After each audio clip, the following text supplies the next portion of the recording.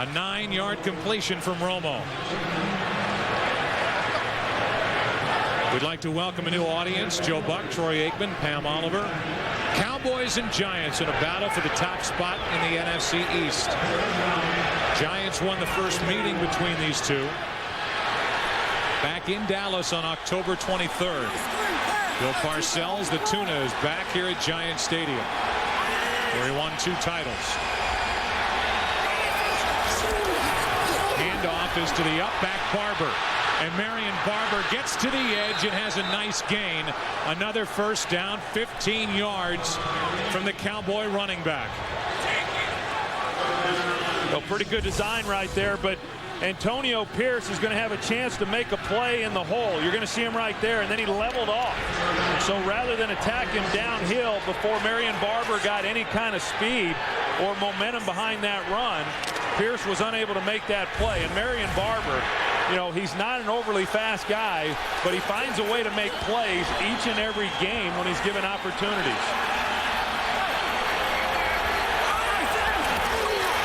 On first down, Julius Jones.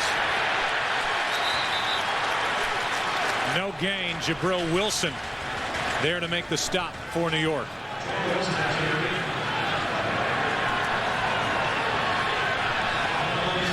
Read a quote this week as we welcome in yet another new audience. Terrell Owens saying we're playing stress-free. Everyone is running their route knowing they are a viable option. He's a team player now, and with Romo a quarterback, why not? Romo's looked his way a lot. Yeah, by that picture, though, I don't think Tom Coughlin's coaching stress-free. 2nd and 10. Romo over the middle. Terrell Owens dropped it. 3rd and 10.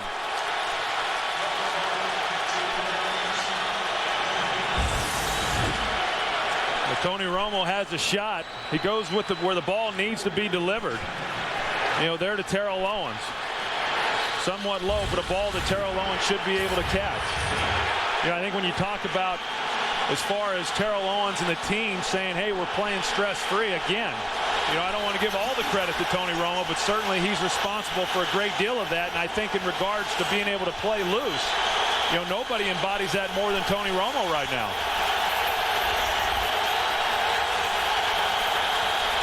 3rd down and 10. A blitz. Romo escapes, fires, end zone. Out of bounds. Terrell Owens caught it but was out of bounds, and now it's 4th down. And now Martin Gramatica will make his entrance onto the field. After the Cowboys cut Mike Vanderjagt, it's going to be Gramatica after the miss by Jabril Wilson. Yeah, Jabril Wilson, he has a clean shot at Tony Romo there. And I'll tell you what, last week's game against Tennessee, I thought it was as poor a tackling job as I've seen from the New York Giants. So far, they've already missed 2 tackles in this one. 44-yard try from the newest Cowboy. And Gramatica pushes it. New kicker, same result. Wide right. Well, I know in talking with Tom Coughlin on Friday, he was hoping that the kicking game for the Dallas Cowboys would be a factor early in this game. Certainly everybody is aware that they let Mike Vanderjagt go this week. They brought in Martin Gramatica, who has only attempted 1 field goal in the last 2 years. And you just wonder how he was going to respond. Not a lot of leg behind that one, but even if he had had enough leg, it was not going to make it. Michael Strahan tried to go. Worked out before the game, could not answer the bell, so he's inactive, cheerleading. And Gramatica with that look on his face.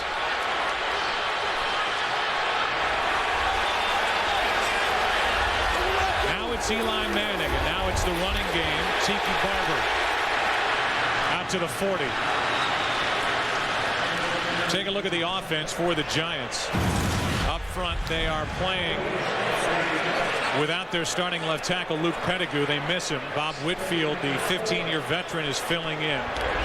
The backs and receivers, Jake Glazer telling us before the game on Fox NFL Sunday, Tiki Barber is playing with a break in his right hand. Yeah, but then he went on to say that it's healing itself. It's amazing. 2nd and 4.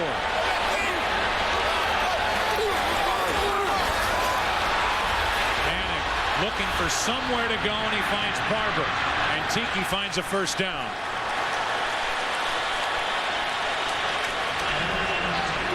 You know, Eli Manning, he was wanting to throw the ball to Jeremy Shockey. He's the tight end. And as you're going to see, Brady James is on him. It looked like Shockey just lost his footing there when he was trying to come out of the break. And so Eli got off of him immediately and does a good job of finding Tiki Barber underneath and not trying to force a throw up the field. Rich Seibert, an extra offensive lineman in at the end of the formation at the bottom of your screen. Handoff, Tiki Barber cuts up. Roy Williams ran right by him. And Tiki Barber on first down picks up 7.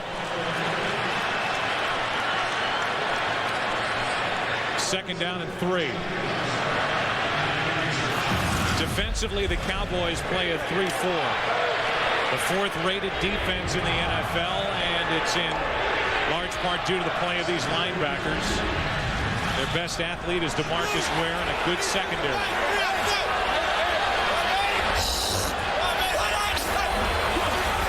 That's DeMarcus Ware. Troy circles, 2nd and 3. Pass complete. Shockey first down.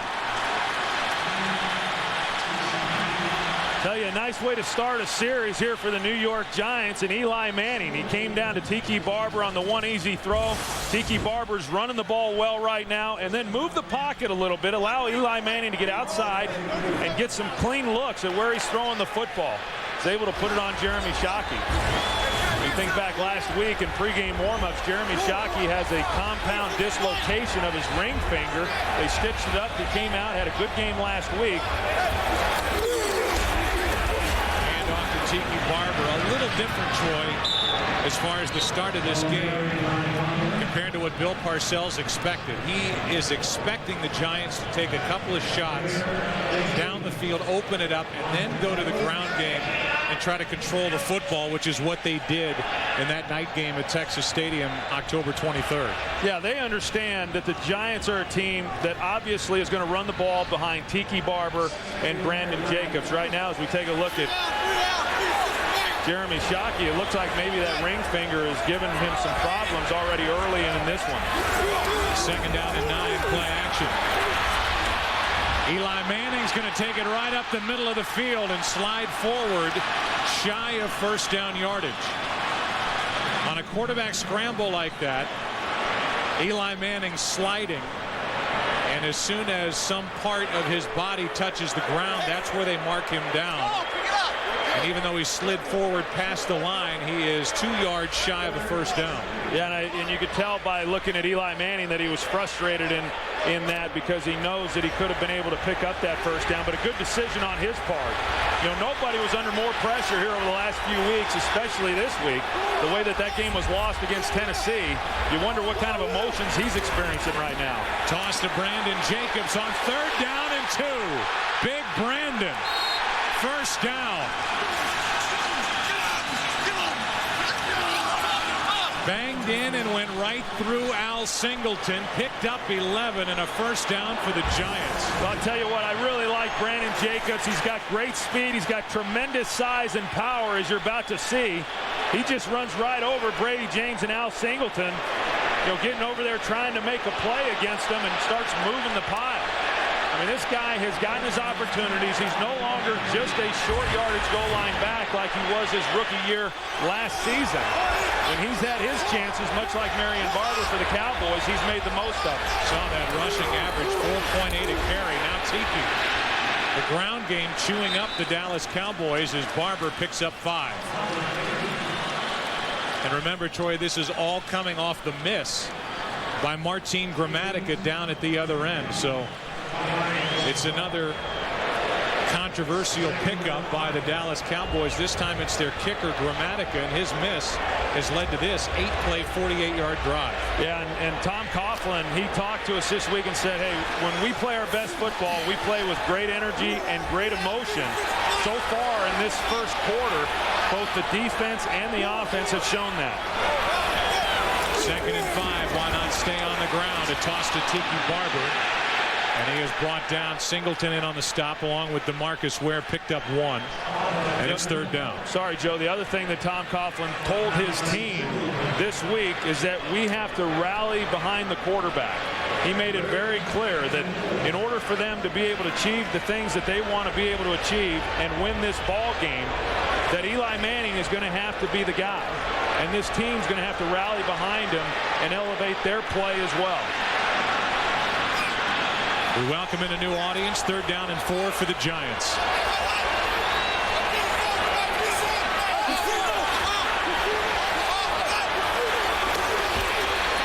Manning under pressure. Runs away from Brady James and has Shockey wide open. Touchdown, New York.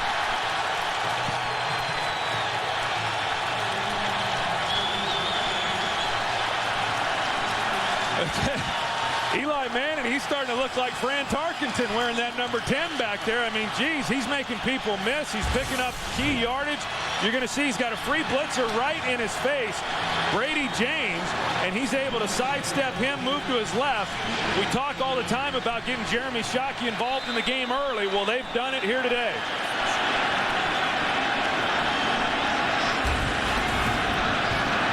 So the Giants strike first. And Bill Parcells making the move to cut Mike Vanderjagt. Goes with Martin Gramatica. He misses a 44-yarder, and the Giants come back down the field. Eli Manning leads the drive. The weather absolutely gorgeous here in the New York area. You know, sometimes, Troy, Jeremy Shockey talks too much. He did after the Seattle game when he said the Giants were outcoached, but there aren't many tougher in this league that love to play football than Jeremy Shockey. On the return, a good return. Miles Austin gives the Cowboys down by 7. Very good field position. A return of 33 yards after the Shockey touchdown. A flip from Manning, his 6th touchdown of the season.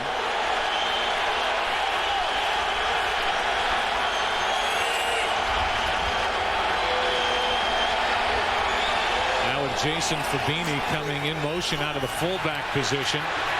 Romo's in trouble. Buys time and fires to a wide open Witten.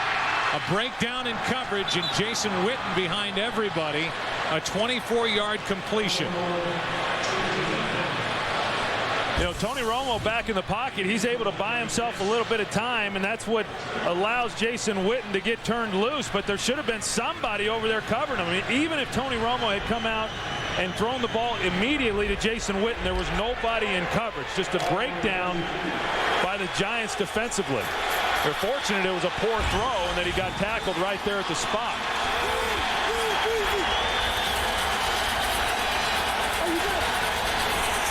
First down, Dallas. Toss to Julius Jones. Cuts it up, tripped up.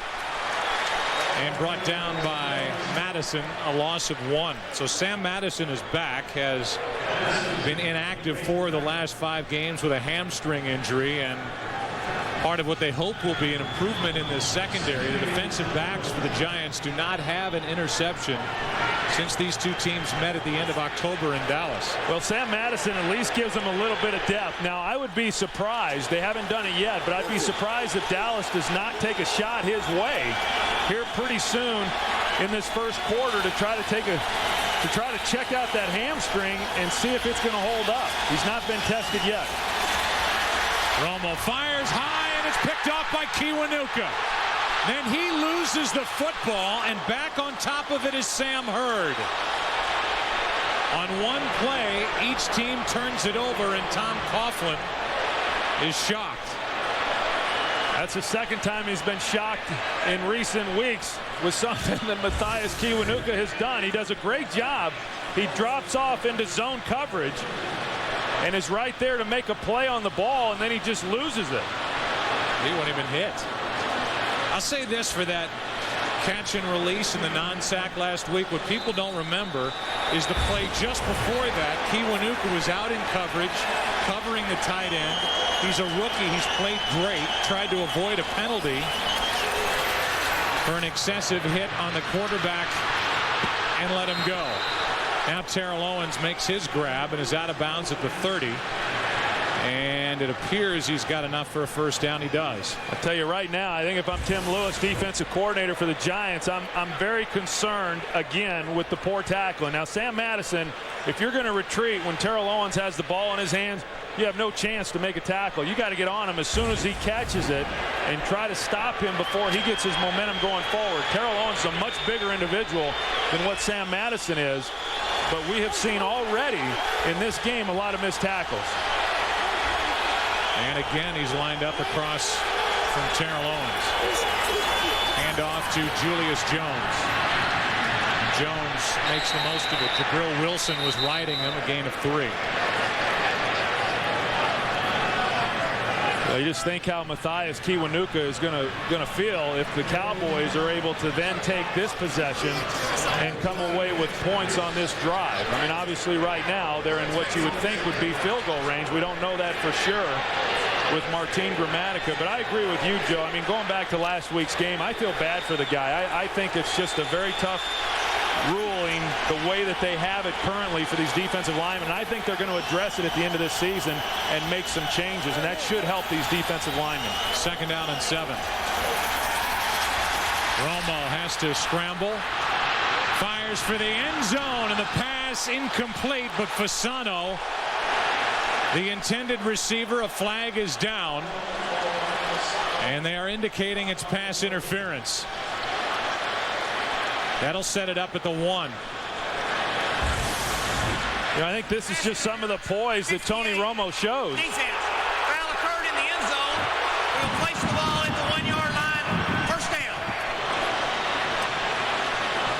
down. That's what gets Antonio Pierce there. I don't know by reaching his right arm out and grabbing Fasano that it helped him any. I certainly didn't hold Fasano back from being able to make a play, but when you start grabbing people like that and extending your arm, it makes it an easy call for an official. 26-yard penalty, 1st and goal from the 1, and their touchdown machine Barber pounds it in. Touchdown Dallas. So Kiwanuka had the interception, lost the handle on the football. The look by Tom Coughlin on the sideline, and with the extra point coming, a chance for the Cowboys to tie it. 5th touchdown in the last 3 games, and for Barber his 10th, leading the NFC. Well, it's disappointing for this Giants defense to be able to create the turnover and then not be able to take advantage of it, giving the ball to your offense with good field position. The 26-yard penalty factored in on the pass interference called against Pierce. Here's the fumble after the interception by Kiwanuka, the rookie. What did that lead to? Marion Barber pushing it in for the Cowboys, who have tied it at 7. Now as Marion Barber gets his 10th touchdown of the season, just a 3-play drive after the Kiwanuka fumble, after his interception, and now Martin Gramatica will kick it away. Rather short kick. And Derek Ward on the return for the Giants. Good return for the Giants out across the 30, a 17-yard return. When we return, New York will have the football. Back to work, Eli. Tie game. And offense.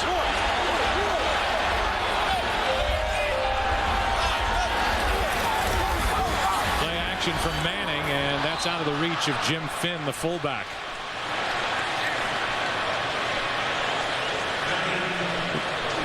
DeMarcus Ware has turned himself into a heck of a football player here in just his 2nd season, and Bob Whitfield, who's taken the place of Luke Pettigrew, is going to have his hands full all day. They're going to work the line to his side.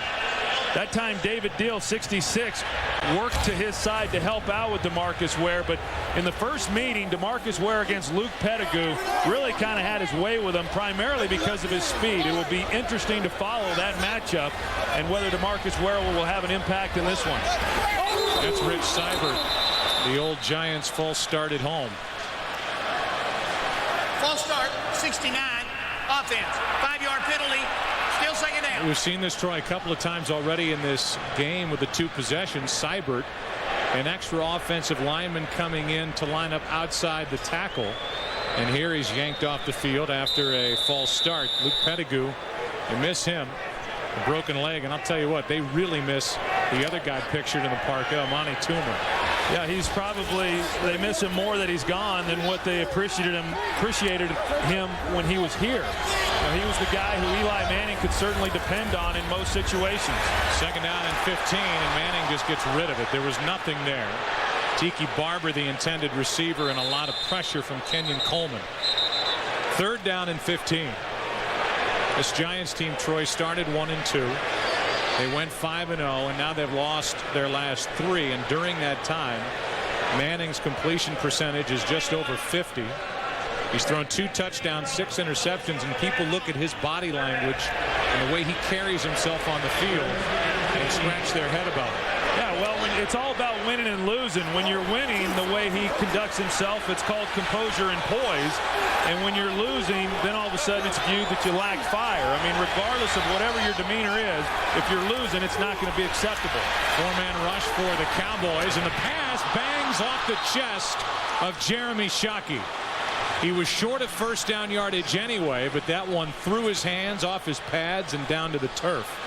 Yeah, that was just the ball that got through his hands, as you said, Joe, and then got on him pretty quickly and off the shoulder pads. But, you know, that is something that Jeremy Shockey has had problems with at times, is catching the ball. That was an easy one for him. But as you mentioned, even if he makes the play, he's probably not able to pick up the first down. 300th career game in succession, by the way, for Fiegels, who hits a beauty. Terrence Newman is led right out of bounds. That's the advantage of having somebody like Fiegels. Directional kicker, 47-yard punt, no return. Dallas has it. Shockey says, my fault. The score 7-7. If the Cowboys lose today, they're 1-4 in the NFC East and 4-4 in conference play, starting at their own 26.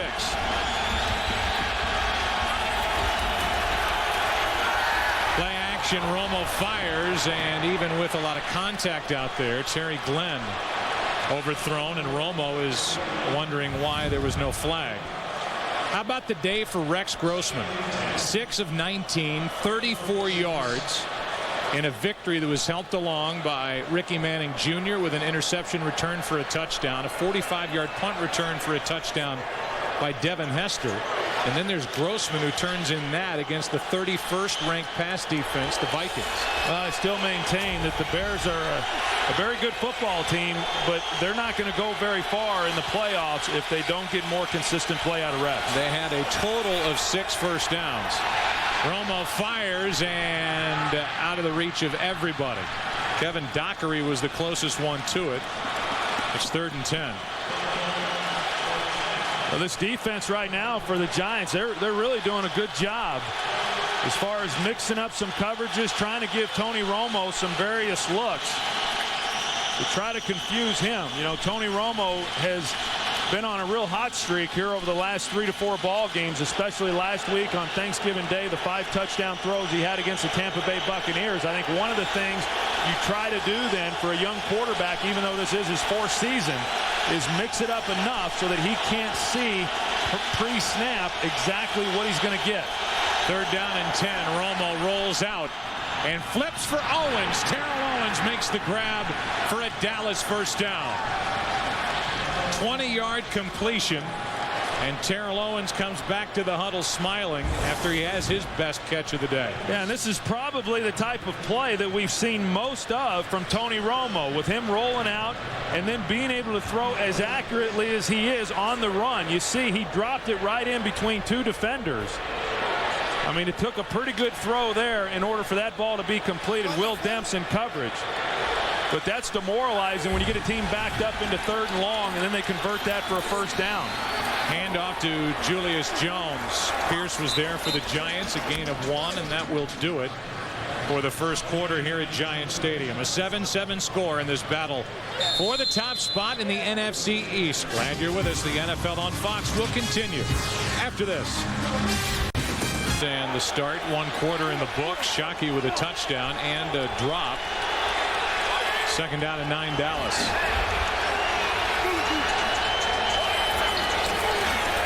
Play action, Romo fires too high, and it's picked off by Demps. Terrell Owens, the intended receiver, and Romo had one take off on him.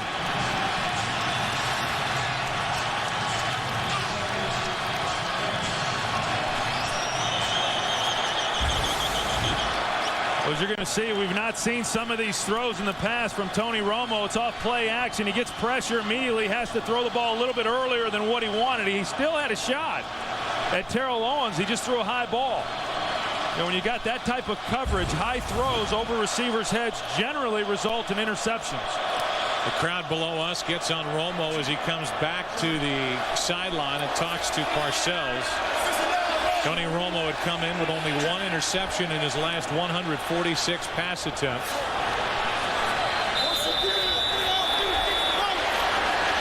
He's thrown one to Kiwanuka. And now this one to Will Demps. Tiki Barber picks up 2. So now, and we talked about it earlier, there's the first interception by a defensive back for this Dallas team, or rather the Giants team, since October 23rd. And overall, 12 on the year for New York. Well, and going against Dallas, and like we have talked about, I mean, those are the kinds of things and the kinds of plays that need to be made, you know, by your defensive unit in order to help your offense and help take some of the pressure off of them and give them good field position. 2nd and 8, Tiki Barber nowhere to go. This 3-4 defense of the Cowboys tough to run against as Plexico Burris gets into it with Davis and Roy Williams down the field. This run defense for Dallas, 4th best in the NFL, allowing only 87.1 yards per game. Well, they're very good against the run, and then you look at what Tiki Barber's been able to do on the season. He's running the ball extremely well. He's averaging 4 yards per carry, already over 1,000 yards. However, the last 2 ball games against Jacksonville and then last week against Tennessee, he has not run the ball very effectively like he had been prior to those 2 games. 3rd down and 8. Manning out of the shotgun, hits Shockey wide open, 1st down. And then Shockey makes his best move on the sideline. There was nobody from the Cowboys willing to stop Shockey on his way toward the bench, and here is McKenzie doing the job on DeMarcus Ware. Yeah, this time they moved DeMarcus Ware over to the defensive left side to work against McKenzie, and Jeremy Shockey, good move there on Roy Williams. And you know, at Friday's practice, Jeremy Shockey caught just about every ball that was thrown. Now, in practice, you always design the cards, and so you throw it to the guy you want to throw it to. But I thought coming out of that practice, wow, if the defense plays anything like what the Giants showed in practice, Shockey's going to have himself a good day. Tiki Barber tries the right side, and Tiki is brought down after a gain of 1. Well, I don't think there's any doubt. We've talked about this guy before, Troy. He gets this offense going, and if there's anybody whose hands you want to get it in early to give this offense some life, it's Shockey. Well, and in addition to that, a couple of weeks ago, he said if we play the kind of football that we're capable of playing, the Dallas Cowboys or anyone else cannot beat us. And I think that's the right thing to say. Every player should feel that way. However, Bill Parcells tried to use that during the week for motivation. Yet Jeremy Shockey backing up the remarks, and he is playing very, very well right now. 2nd down and 9 for the Giants in a tie game. Play action from Manning, in trouble off his back foot and out of the reach of Tim Carter. Could not set up with pressure in his face. It's 3rd down. You know, Eli Manning, you're right. He got pressure in his face and just tried to unload it. You know, sometimes you got to be careful. You know, he was able to at least get it outside on the sideline enough to where there was no danger of it being intercepted. But we have seen from him in previous games throwing a ball up like that only to have it intercepted. Right now, I like what Eli Manning is showing. He's showing tremendous poise in the pocket, and he's delivering some good balls. Here's a situation where he misses Amani Toomer. Blitz from the Cowboys. Quick throw, Burris. Can't make the play, and a penalty flag comes in. And Anthony Henry is shocked.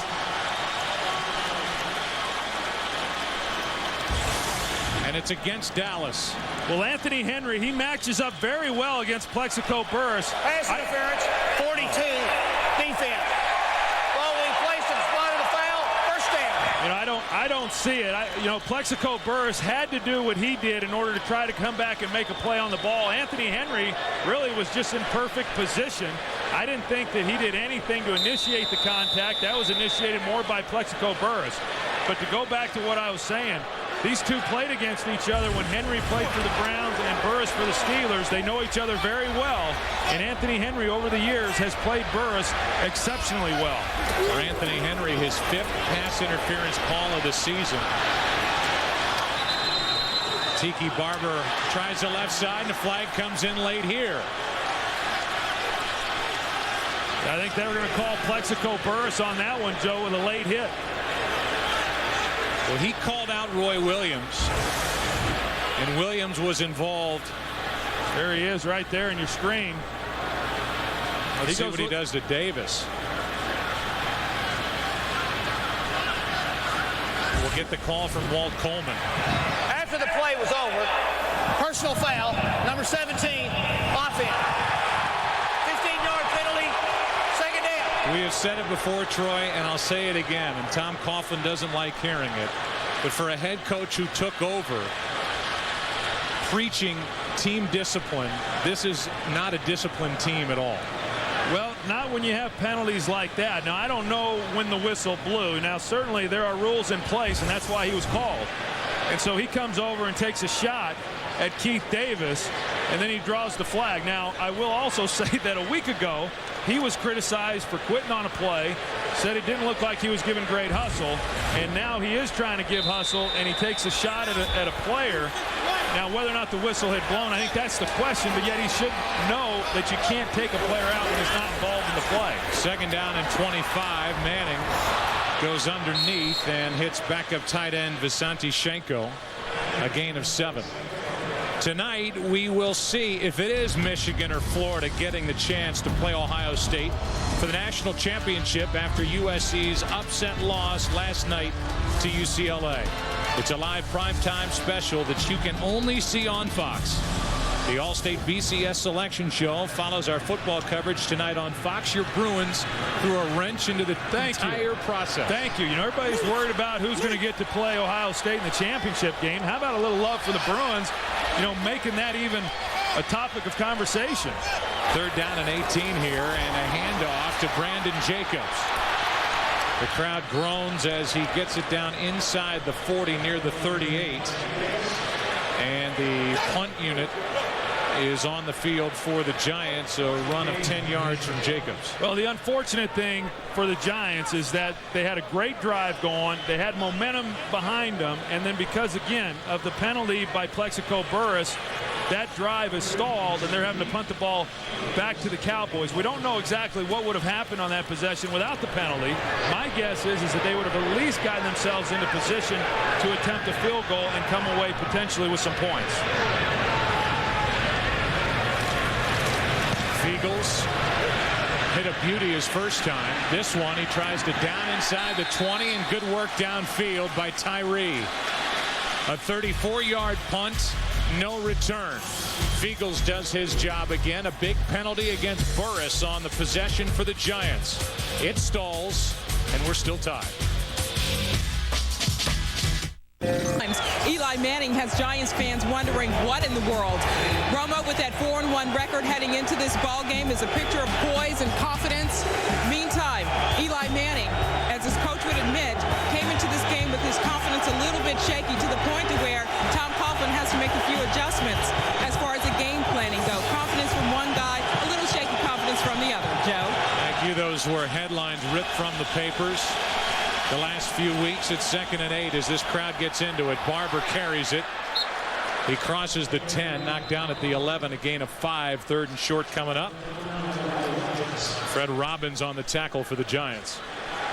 In talking with Tom Coughlin about Eli and some of the struggles that he's been through here over the last few ball games, I know Eli Manning won't admit that he's in a slump, but whatever you want to call it, he's not played particularly well. But what Tom Coughlin has said is that during practice, he has thrown the ball very effectively. He's looked sharp. He's put the ball where it needs to be.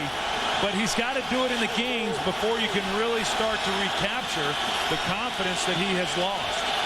3rd down and 3. Romo looking for somewhere to go. Throws and has Glenn wide open. First down, Dallas. Terry Glenn with a catch out across the 35. They'll mark him at the 37. A 27-yard completion from Romo. Well, here's Terry Glenn, and what you're going to see is, again, because Tony Romo is able to buy some time, all of a sudden he's one-on-one on a safety, Jabril Wilson. Wilson thought he was going to go deep. Terry Glenn takes it on a square in, and there was just nobody else underneath in coverage. The very easy completion for Tony Romo. When he's able to buy time, it puts tremendous pressure on these secondary defenders. Movement by the Cowboys. Colombo was one of them. A couple of guys moved. That should cost Dallas 5 yards.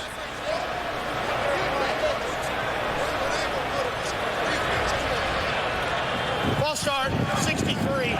Offense, 5-yard penalty, still first down. They get Kozar. Colombo, the right tackle, also moved. You know, since Michael Strahan went down, he's missed, this being his 4th game that he's missed. They've only had 3 sacks. Now, it's not because Michael Strahan was accumulating so many sacks. He only has 3 on the year.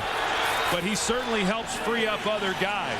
They're going to have to find a way to get more pressure on Tony Romo and not allow him to buy time to take the pressure on the back end off this secondary. A blitz from the Giants, and Barber on 1st and 15 takes it out to the 40, picked up 7. You know, Marion Barber, talked about him a little bit earlier. You know, he does everything exceptionally well. As I said, he's not overly fast. In fact, Bill Parcells said we've got to knock the defenders down twice in order for him to be able to pick up any type of yardage, because he's just not that fast. But he really likes him, and I think he's a heck of a player. And last week in the game against Tampa on Thanksgiving, it was the first time this season that he got more carries than Julius Jones. His numbers show that he's been by far a more productive back when he's been in the game. 2nd and 8.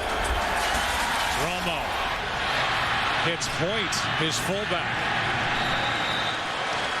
A gain of 6. Antonio Pierce on the stop, and here's a guy, Oliver Hoyt, who was a free agent addition to this team, undrafted. Played on a defense at NC State with Mario Williams, Manny Lawson, John McCargo, all first-round picks.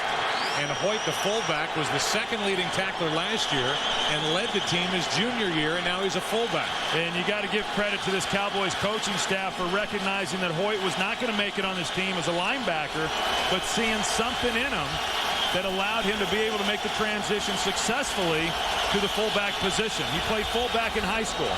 3rd down and 2. Romo in trouble, hits, loses it.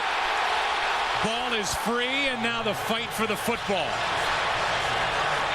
If it stays with Dallas, and it will, it is 4th down, and the Giants defense holds. Kiwanuka's the one that knocked it out. Yeah, and that's the pressure they needed. Kiwanuka, once he realized he was at quarterback level, he came back off of it, was able to put the hit on Romo. Fortunately for the Cowboys, they were able to recover it. Otherwise, you're giving the ball to the New York Giants in great field position. At least now they're able to punt it and pin the Giants back.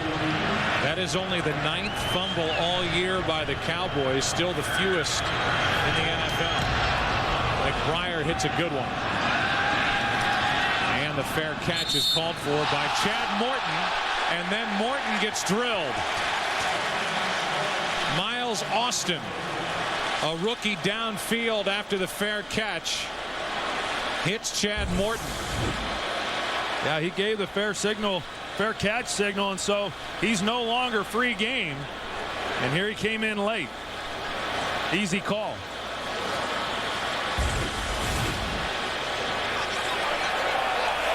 Personal foul on the kicking team. Hits the maker of a fair catch signal. That'll be a 15-yard penalty, first down. So that takes the ball from inside the 15 out near the 30. The 15-yard penalty on Austin. Giants have it. 7-7 game. Jeff Rice is the umpire in the middle of all the action, and I'll say he was in the middle of it on that punt. He got hit, and hit hard, by R.W. McQuarters. But pops right up, goes back to work, and with about 5.5 to go in the half, here are the Giants needing a win in a tie game starting at their own 29.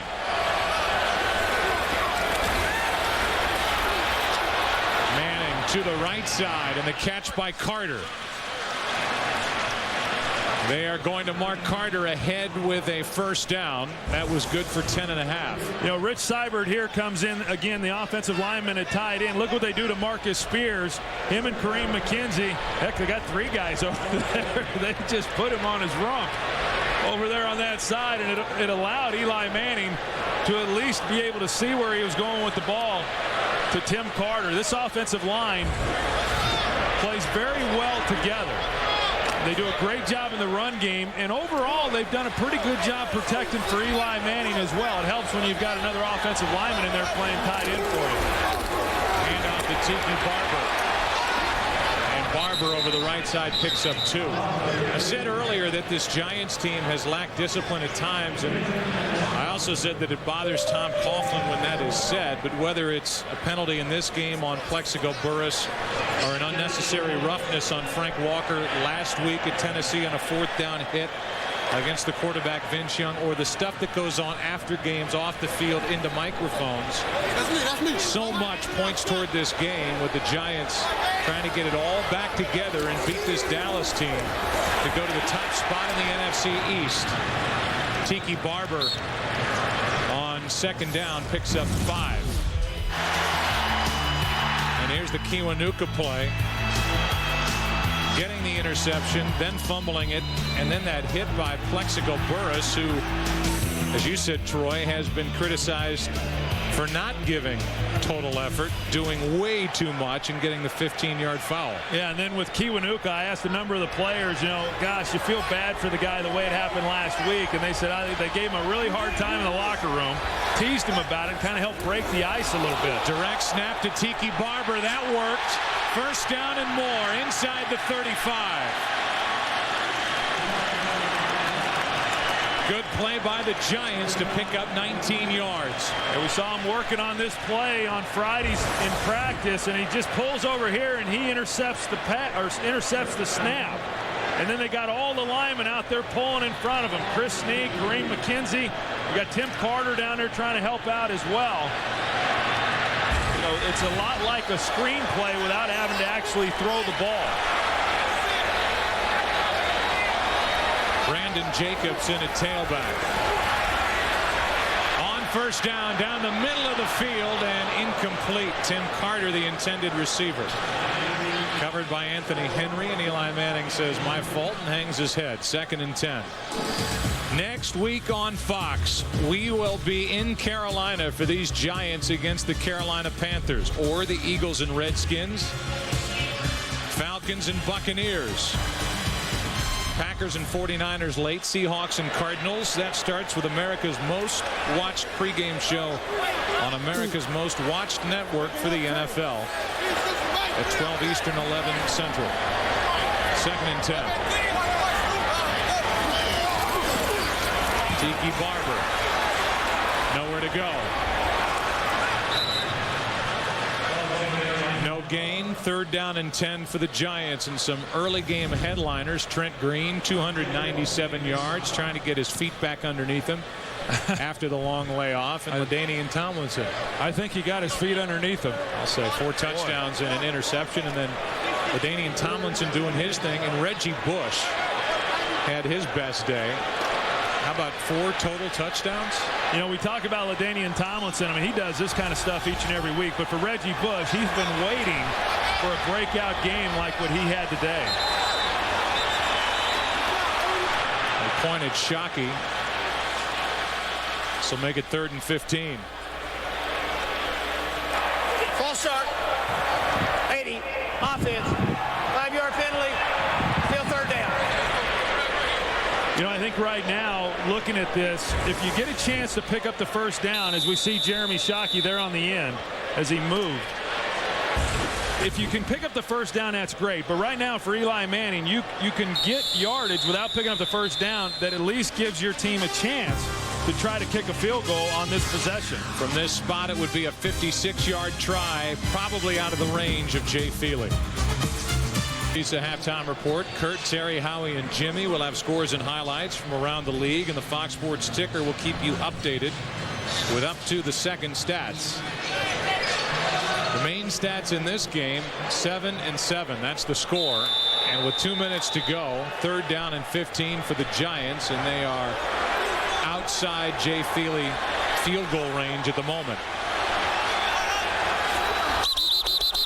And even more so now as David Deal moved too soon.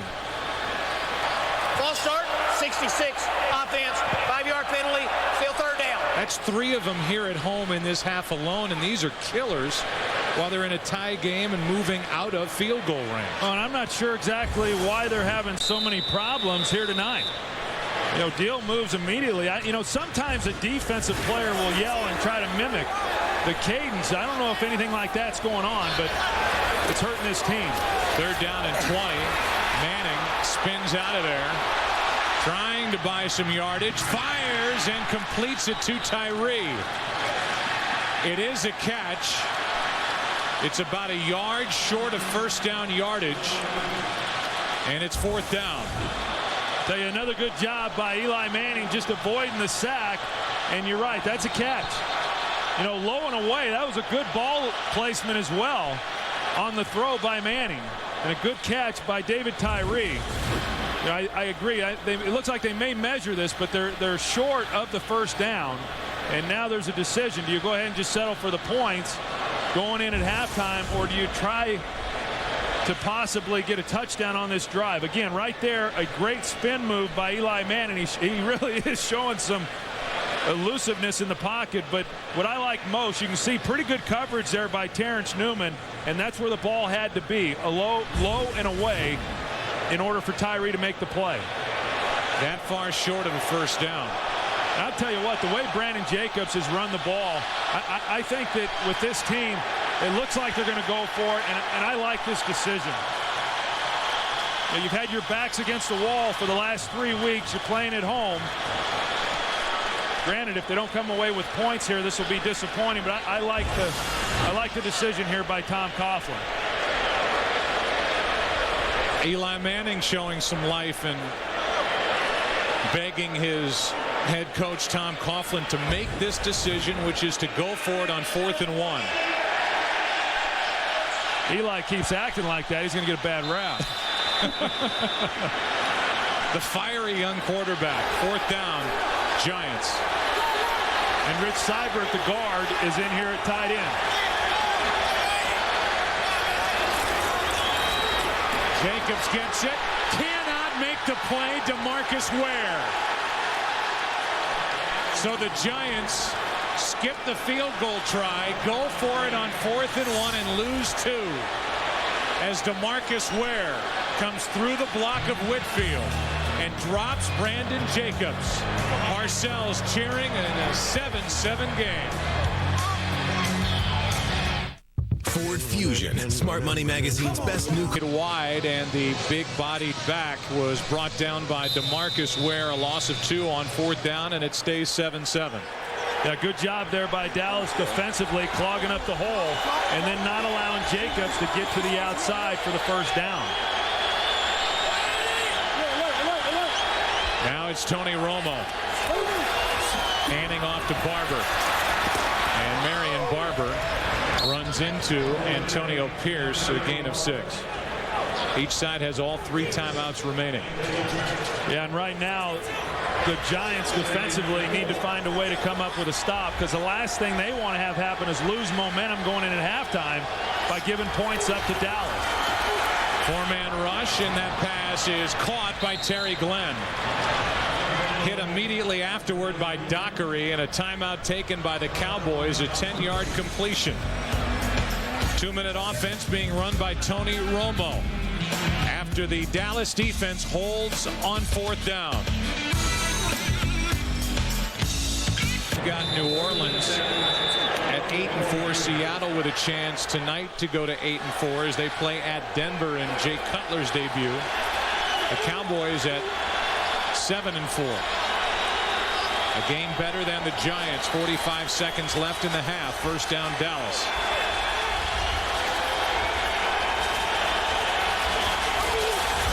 Troy circles Matthias Kiwanuka, and this pass is caught by Terrell Owens. Doing all he can in the open field, and a penalty flag comes in. to the secondary. The penalty flag flies, and after a 9-yard completion,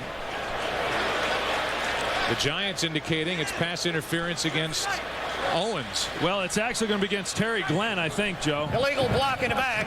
83. Offense. 10-yard penalty from the spot of the foul. So it was still first down. During that run by Terrell Owens, and it's Glenn drilling Will Demps in the back. And a good call. And again, I mean, a lot of penalties now for both teams that have really affected field position and opportunities for points. Terrell Owens gets the ball in his hands. He runs around. He's trying to get as many yards as he can. And then Terry Glenn with the block in the back. And what was a pretty good gain now all of a sudden sets him back.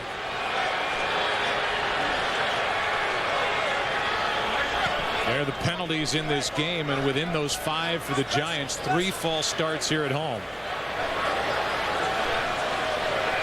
36 seconds left, and Dallas with 2 timeouts remaining. Well, I think right now the Giants, they've got to be careful about a deep throw down the middle. Right now with the coverage they're showing, the middle of the field here is where the weakness is. On 1st and 11, Romo has all day and finds Witten as tight end, who hops out of bounds at midfield. A gain of 8. 29 seconds left. Now realize that the Cowboys are running this 2-minute offense, not knowing what to expect from Martin Gramatica, their first week kicker, who didn't kick all of last year and missed badly. Didn't look good on a 44-yard try at the other end of the field. Well, they don't know what to expect, and because of limited time having worked with him this week, I don't even know that they know for sure just how close they've got to get for him to get in his range. 2nd and 3. Handoff is to Barber, and Barber was knocked down by Robbins. He got his right arm on him and knocked him down, a gain of 2. And Barber was about a yard shy of a first down. Here's the play by Fred Robbins in the middle of the action. Yeah, Fred Robbins really having a career year this season, and he has been one of the guys defensively who has shown up each week. A good play there working against Andre Girard, the center. He gets just enough there of Barber to redirect him and then allow a little help from Jabril Wilson to come in and be able to make the play. 22 seconds left and 1 timeout on the scoreboard for Dallas. Well, Fred Robbins, I've always liked him as a player. He's a very athletic guy. And I think there was questions coming in as to how well this defensive line was going to be able to play against the run. And yet that's been one of the real strengths of this defense. And a big part of it has been the play of Fred Robbins there in the middle. 3rd and 1 for Dallas. So they have to think first down first.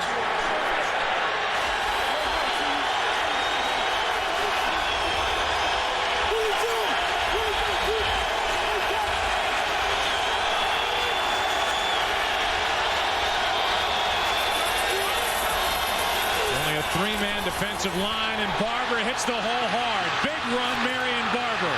Down inside the 25. And Dallas will spend their final timeout after a 24-yard run by Barber. It's just got to be so disappointing for this Giant team defensively. We saw it against Chicago in a situation not a lot unlike this. They handed off just hoping to pick up a first down. And not only do they pick up the first down, but then they run themselves right down the field and put themselves immediately in a position to kick a field goal. So Dallas spends the timeout. Let's talk about the kicking situation. Vanderjagt, who signed a 3-year, $5.5 million deal with $2.5 million given to him as a bonus.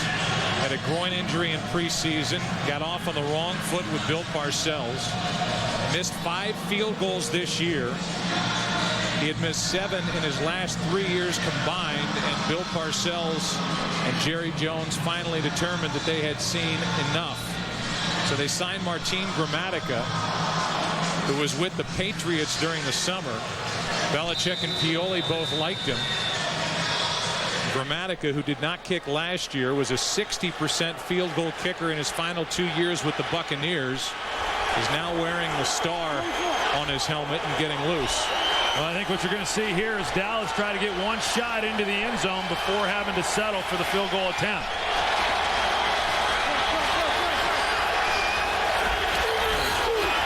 Kiwanuka got a good jump on the snap. Romo with all day, and now throws it away. And with 6 seconds left, we'll see if the Cowboys, and they will bring on their field goal unit. Well, and here Tony Romo almost made the major sin as far as quarterbacks go, taking a sack in that situation. Fortunately for him, he was able to get it out of his hands just in time. But if he takes the sack there, more than likely they would have then been outside Martin Grammatica's range. The 5th kicker for Bill Parcells since he's been with the Cowboys. He's in his 4th year, and Grammatica drills it. 41-yard field goal by Martin Grammatica, and with 1 second left in the half, Bill Parcells, I guess he's excited, is cheering the field goal. Well, he's actually going after Romo here. I don't think Romo necessarily had a shot down the field. You know, here's the hold and the kick. It's Tony Romo. He also is the holder. A well-placed ball, you know, there for Martin Grammatica. But I think what Parcells was talking, there's things that Tony Romo does that does drive Bill Parcells a little batty at times, and he admits to that. And I think it was the fact that Tony Romo almost got sacked, knowing that that would have kept them from being able to get points on that drive. Romo coming back down to earth a little bit in this first half. However, his Cowboys on the road, Grammatica 1 for 2 in this game, now have a 3-point lead with 1 second left. Well, and what a change there. And I agree with the call that Tom Coughlin going for it there on 4th down. They didn't execute very well, and they didn't pick it up. But by not picking it up, that's the risk then you take in giving up good field position to the Cowboys. They then go down the field. They get a field goal of their own, and now they go in with a 3-point lead and momentum. Yeah, you give up the field goal try, a chance for the lead, and a lot of momentum, and the Cowboys took advantage of it as Grammatica was squib it. And that'll do it for the first half here at Giant Stadium. Ray Rugemer wanted no part of a kick return on that last chance. Cowboys 10, Giants 7, the end of the first half. Stay tuned for the Visa halftime show right after this.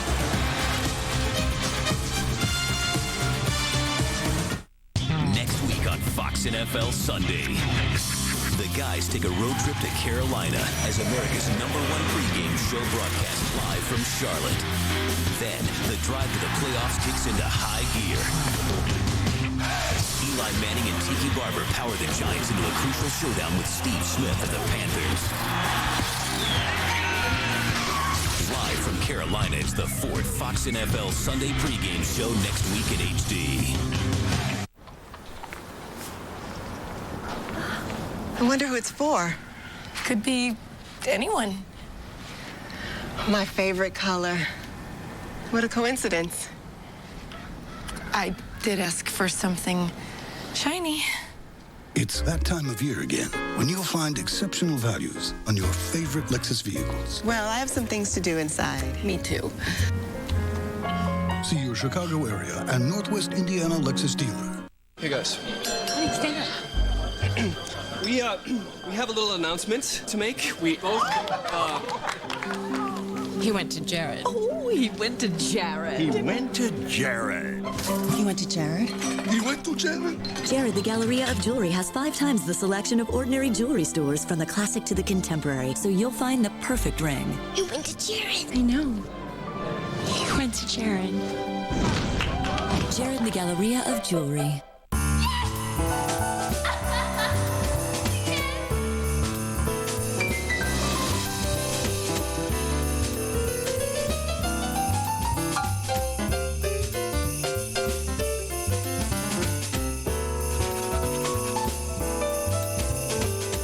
Sometimes we need to take a step back and remember what the holidays are all about.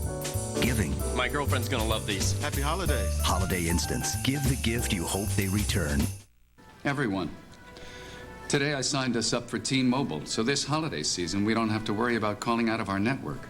Now I can call my brother. Do you have a brother? Yeah. I have a sister. You do? You mean we have relatives? We can call my parents, too. You said Grandpa and Grandma were in a better place. They're in Cleveland. Let's get them on the phone. Now networks don't matter. Introducing My Faves for families. Each person gets unlimited calls to their 5 favorite people on any network. T-Mobile. Stick together. Bears quarterback Rex Grossman joins Corey and Tom in studio tonight at 10 on The Final Word. The Visa Halftime Report is sponsored by Visa, proud sponsor of the NFL. Life takes Visa. Outside the stadium here at the Meadowlands, it's the Visa Halftime Report. Kurt Menefee, Terry, Howie, and Jimmy. And right now, the Cowboys and Giants looking like two teams playing for first place in the East. All right, tight end. Defensive end Michael Strahan missing this football game. Watch this new kicker for the Cowboys, Martin Gramatica. 44-yard field goal attempt, wide right. Bill's got to be going nuts. I still don't have a kicker. Eli Manning under duress, out of the pocket, into the corner of the end zone. Jeremy Shockey, outstanding tight end, 7-0 Giants. And then Marion Barber coming back out of the eye, takes it down inside 1-yard touchdown run. Dallas then ties the ball game up. Then Gramatica nails a 41-yard field goal. Cowboys at halftime, 10-7 over the Giants. Hines Ward on your right, out of this game against Tampa Bay, injured knee. He's out. Watch his Roethlisberger play action wide open.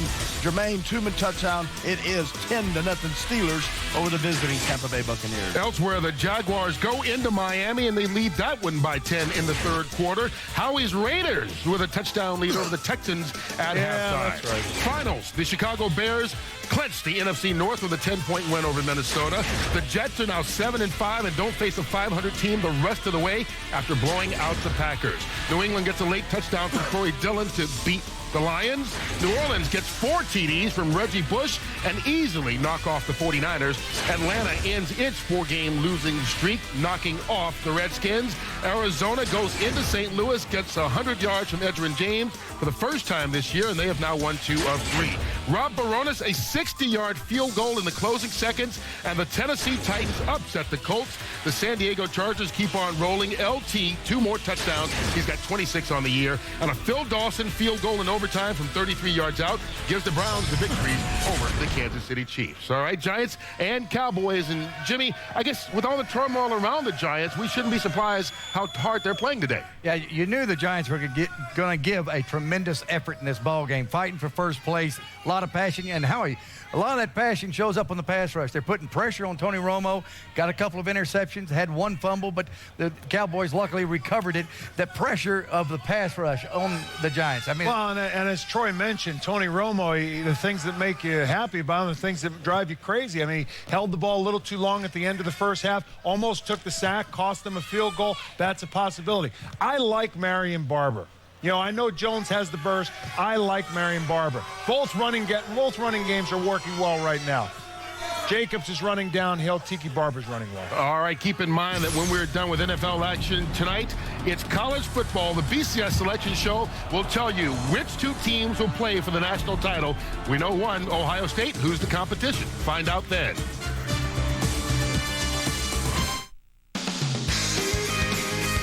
Visa, proud sponsor of the NFL.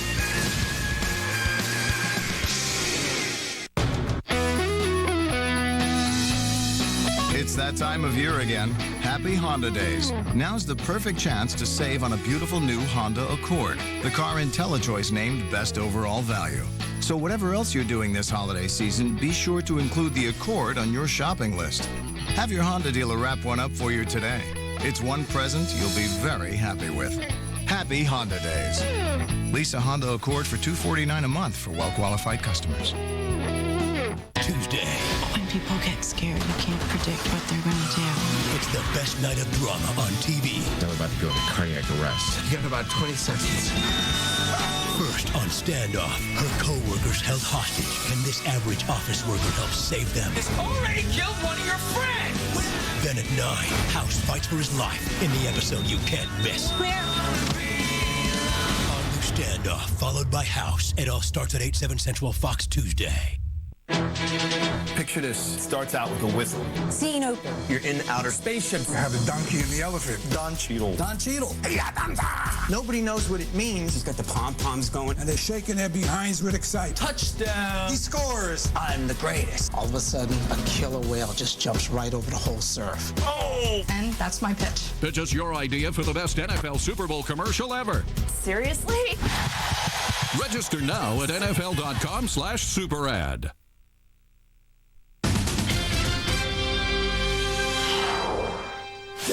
And good afternoon, everyone. I'm Nancy Pender with our top stories. Some Bears fans were busted at today's game for trying to pull a parking end around. People who illegally put their cars in handicapped spots got tickets. The Bears invited police, and police say able-bodied fans often tailgate in the extra wide aisles. A woman in North Suburban Zion killed a home invader. Police say she shot a 16-year-old who came in with a rifle and a ski mask. So far, no charges. And why would someone do this? Memorial in downtown Chicago for Vietnam veterans was vandalized. 2 plaques were pried right off a stone wall. Now we're going to take a quick look at sports. The Bears winning ugly, I guess, is the best way to put it. Yeah, not the first time we've said that, right? No, it was not pretty, but it is a win and a division title as the Bears beat Minnesota 23-13 at Soldier Field to clinch the NFC North for the 2nd consecutive year. And the Bears' offensive woes continue, so defense and special teams step up. How about the Devin Hester run? On the punt, burners are on. He is lightning, 45 yards to the house. Bears up 7-0. The lone bright spot, Cedric Benson the run, and the dive on 4th down for touchdown. And Lovey loves it. Bears clinch the division again, 23-13. Pushed out of bounds. It's good to get that first goal of getting into the playoffs. From there, you know, we're going to look to see if we can get home field advantage. It's nothing like playing here at Soldier Field. You got that. And obviously a bad day for Rex. His quarterback rating microscopic. We'll talk about that with Rex tonight, whether or not he'll be surprised if a change is made at quarterback. That's tonight at 10 on the final word. The F-dub, I'm told, is very therapeutic. Okay. Under a lot of pressure. Thank you, Corey. And Mark Straw will tell us how many layers to put on before work tomorrow. His forecast on Fox News Chicago at 9, plus robot grocery carts. Enjoy the second half.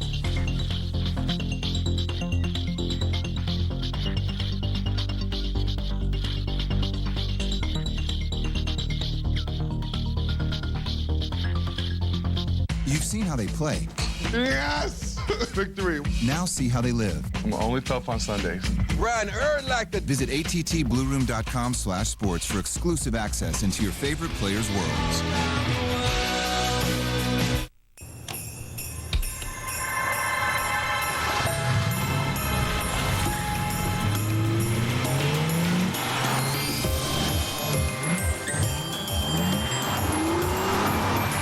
It's the most magical time of the year. Experience advanced performance and technology at Acura's Drive Home for the Holidays sales opportunity. Take advantage of special financing on select Acura models for well-qualified customers. Menards is where you'll find quality products for your home. Keep your garage clean with ShopVac. A 16-gallon unit is just $84.99, or choose a 20-gallon model, only $99.99. Hand tools from Stanley make great stocking stuffers. Choose from a great selection of tape measures, pliers, utility knives, levels, tool sets, hammers, handsaws, and more. All Stanley hand tools are 30% off. Find the right tool for anyone on your list. Now during the big tool sale at Menards. More seasons greetings to you all from Menards.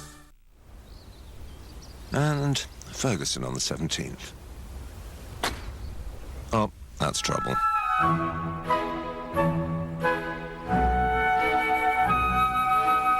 Papá, ¿y la? Un poquito más a la derecha. ¡Increíble! He's looking for that. It's there. Nothing is lost with the full HD 1080p Aquas from the leading innovator of liquid crystal television, Sharp. You've seen how they play. Yes! Victory. Now see how they live. I'm only tough on Sundays. Run, like the... Visit attblueroom.com/sports for exclusive access into your favorite players' worlds. Jenny McCarthy live, Monday on Fox News in the Morning. Every single moment counts. Every single play matters. And there's nothing like seeing every single thing live. And down he goes! Touchdown Bears! division title for your Chicago Bears. Soldier Field on its feet right now. Get your Chicago Bears tickets for the 2006 season. Call 847-615-BEAR or visit chicagobears.com.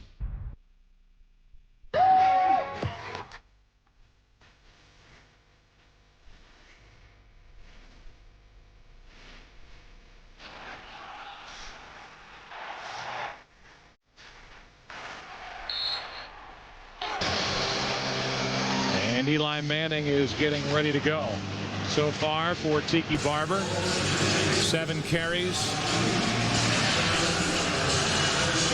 He has been held for the most part in check, and maybe the biggest play of that first half, Troy, is you look at that 4th down, 4th and 1, and the play made by DeMarcus Ware on the carry by Brandon Jacobs.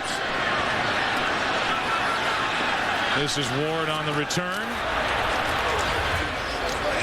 Ward carries it for 21 yards. The Giants will start at their own 25. Let's go down to Pam Oliver. Yeah, Joe, I spoke to both coaches at halftime. First, Tom Coughlin, the main thing he stressed is we have got to get better containment on Tony Romo. He says we can do much better than that. As far as his offense was concerned, he said, well, all we can do is continue to play hard. Bill Parcells also spoke of containment, where his defense is concerned with Eli Manning. As for his own quarterback, Tony Romo, he says he is rushing, he is pushing too much. Back to you. All right, thank you, Pam. Here we go. First play of the second half from scrimmage. And it's Tiki Barber.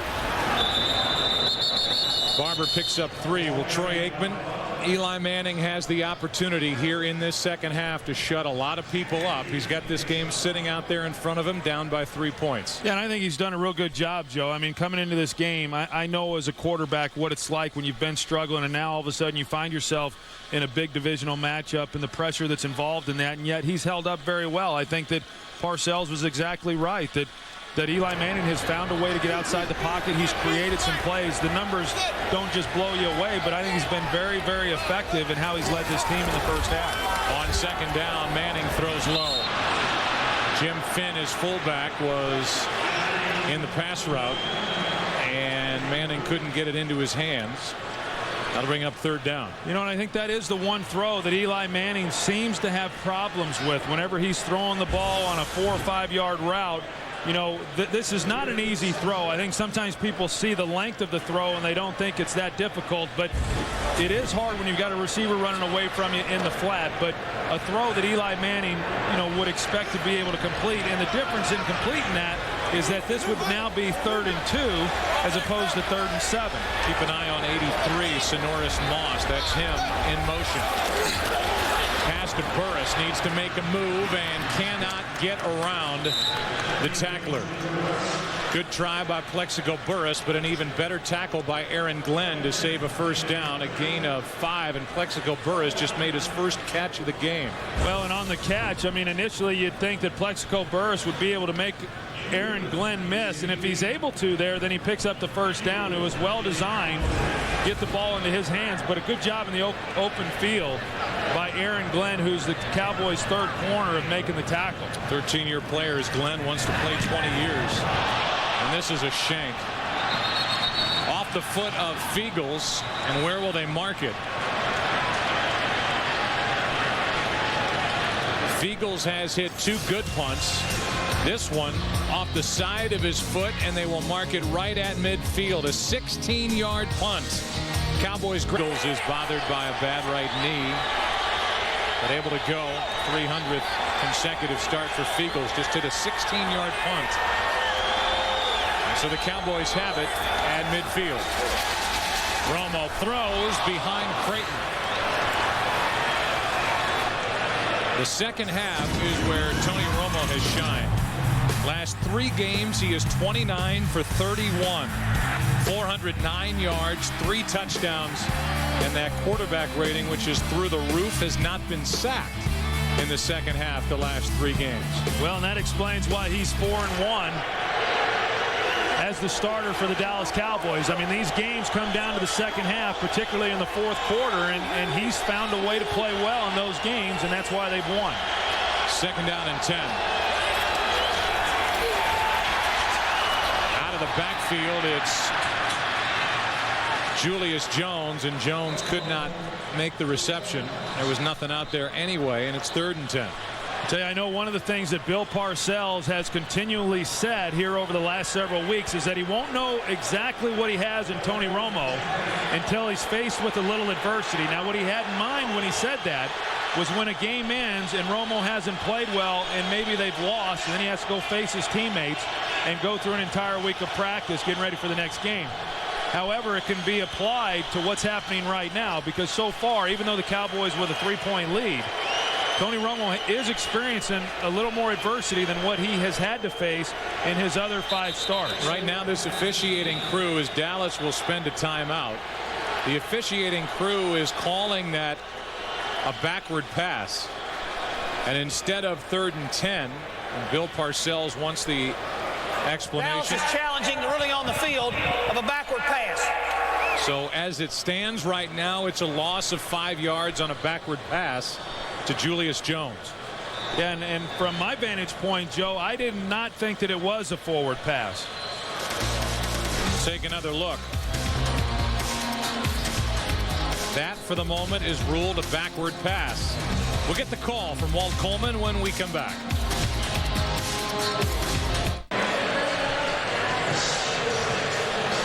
The challenge by Bill Parcells as he sends Walt Coleman under the hood, and we take another look at this throw from Romo.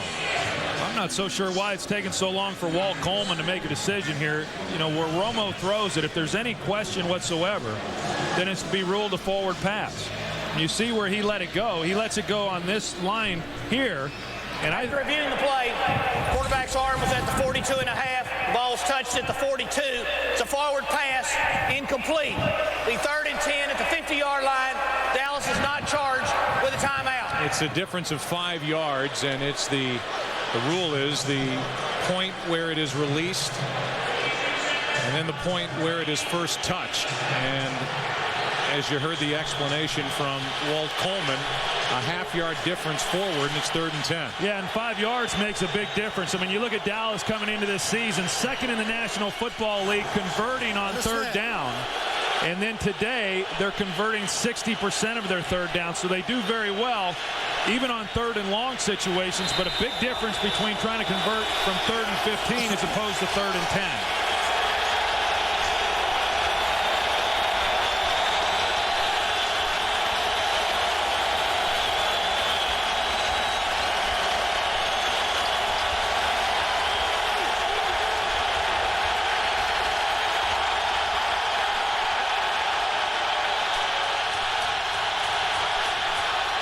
Third down and 10. Romo in trouble. McQuarters can't bring him down, and Romo throws it away.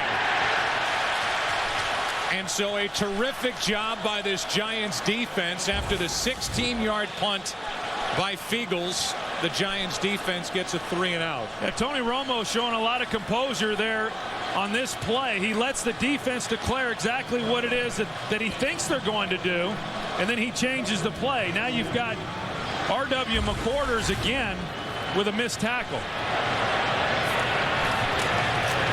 The incomplete pass, and now McGuire, who tips the nose of the football down and then punts it into the end zone. The Giants will take over at their own as the Giants take over at their own 20.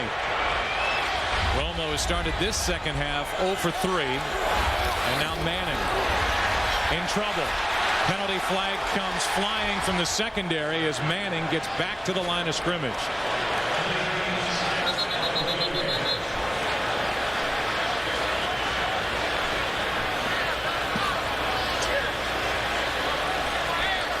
Early indication is it's against Dallas. Illegal contact, 56, defense. 5 yards from the end of the run, first down. And I think that was Brady James against Jeremy Shockey. Here's Shockey, and then Brady James is a linebacker here. And then there's the contact that was made well after the 5-yard period. A good thing, too, because Eli had gotten tackled back there before he picked up any yardage. And now on first down, it's Tiki Barber. Made the most on that run as he gets it out to the 32-yard line, picked up 7. Terrence Newman on the tackle for Dallas. And there is Mike Zimmer, who is the defensive coordinator and the leader of this 4th-ranked defense. Yeah, in fact, both these coordinators for the Dallas Cowboys, whether it's Mike Zimmer or Tony Sparano, probably two of the more anonymous coordinators in the National Football League, and primarily because Bill Parcells doesn't allow his assistant coaches to talk to the media. But Mike Zimmer has done a terrific job this year coordinating this defense. Blitz from the Cowboys, and from the backside, it's DeMarcus Ware, who came on the blitz. And a loss of 2 on that carry. And this is the problem when you run away from DeMarcus Ware. He has the speed in order to run down running backs. Generally, if you're running away from a guy, you don't have to necessarily put a blocker on them. You can use that blocker on some other defender. But with the speed of DeMarcus Ware, you've got to get someone on him, because as we just saw, he's able to get back to the front side of plays and make the tackle. Bill Parcells told us everybody wants to turn DeMarcus Ware into a sack master. I'm trying to turn him into a linebacker. He made that last play. 3rd down and 5, and Sonoris Moss making a move and making an impact with a 1st down. Active for only the 2nd game this season, came in with 1 catch, and he's the 2nd-round pick out of Miami. And the one game that he played in was back in week 2 against the Philadelphia Eagles. He had the quad injury. He doesn't know all of the offense because he's had so little time to work. But this is the explosiveness that they hoped he would be able to provide when they drafted him. Jeremy Shockey out there blocking on Roy Williams. Good execution on the play. Maybe he can be a 3rd down answer to the questions that have popped up for the Giants as Barber carries it, no gain. Aiken Adell on the stop. But it has been a struggle for the Giants on 3rd down after the loss of Amani Toomer. Amani Toomer was the first guy that Bill Parcells mentioned as far as what's different about this Giants team now. And he is a guy that, since he has left, the Giants have gone 0-3 without him. And he was tied with Tiki Barber for the team lead in receptions when he got hurt. Dependable receiver. Plexico Burris, his 2nd catch, and he falls forward for a 1st down. Plexico Burris, he's had to answer to a lot of people here this week. But this is a nice play on his part. He catches a pretty easy ball, but rather than run out of bounds, he lowers his head, he runs over Anthony Henry, and he's able to pick up the 1st down. It would have been easy for him to go out of bounds there, but he recognized that he needed a few more yards in order to get the 1st down, and he went and got it. And I still think that Plexico Burris, what a talent he is. And I don't know that anybody really understands him that well, but when he turns it on, he's one of the best. On 1st down, Eli Manning fires, and the pass incomplete. Roy Williams coming over to make a play on Shockey, no flag. And I think I'm going to have to agree with Shockey on this one. It looked like Roy Williams got there before the ball did. And you're going to see it for yourself. Jeremy Shockey running a corner route, and in comes Roy Williams with the contact made prior to the ball arriving. Crowd sees the replay. They don't like it. It was awfully close either way. Shockey wanted the flag, didn't get it. It's 2nd down and 10. I'll tell you one thing about it, though. The Giants have shown that they're trying everything that they can do to get the ball into his hand. Manning fires high, caught by Burris because he had to stretch for that pass. Not able to do much with it after he hauled it in, a gain of only 4. And speaking of Shockey, you were talking about Amani Toomer and him no longer being on the team. Jeremy Shockey, according to Eli Manning, he's the guy now that he really has the trust and confidence in and feels good about going to with the football. And I think that as a quarterback, you've got to have guys that are out there that you know are going to make plays for you, or at least attempt to make plays, and that's what Amani Toomer always provided. Here's another situation, 3rd down and 6. Toomer led this Giants team 3rd down receptions for 1st downs when he got injured. And the pass is caught by Carter, and that was a good throw and a better catch. 1st down. And now a penalty flag comes in at the end of the play. Whitfield was getting into it with Hatcher, and when those two started to rough it up, a flag came down. Well, we got to play here first. Take a look at Eli Manning on the left side of your screen, and when he turns this ball loose relative to when Carter's coming out, ball's out of his hands before Carter comes out of his break. That's the kind of timing that Eli Manning has not had in recent games, but a well-thrown ball and catch. After the play was over, personal foul, 70 offense, butting a defensive player in the head. We'll penalize the 15-yard penalty from the end of the play, and it'll be 1st and 10. That's the big part of it. First of all, it's another undisciplined action by the New York Giants, and this time it's the 15-year pro Bob Whitfield who did exactly what Walt Coleman said he did. But because the Giants had what they called achieved the line to gain, picked up the first down, they get the penalty, but they still keep the first down. So that was a 3rd down conversion for Eli Manning. Good news is they get the first down, but just not a very smart play by Bob Whitfield. He knows better. Brings the ball back to the Dallas 49, and Tiki Barber lost the ball. It's sitting on the ground, and we'll see who comes away with it.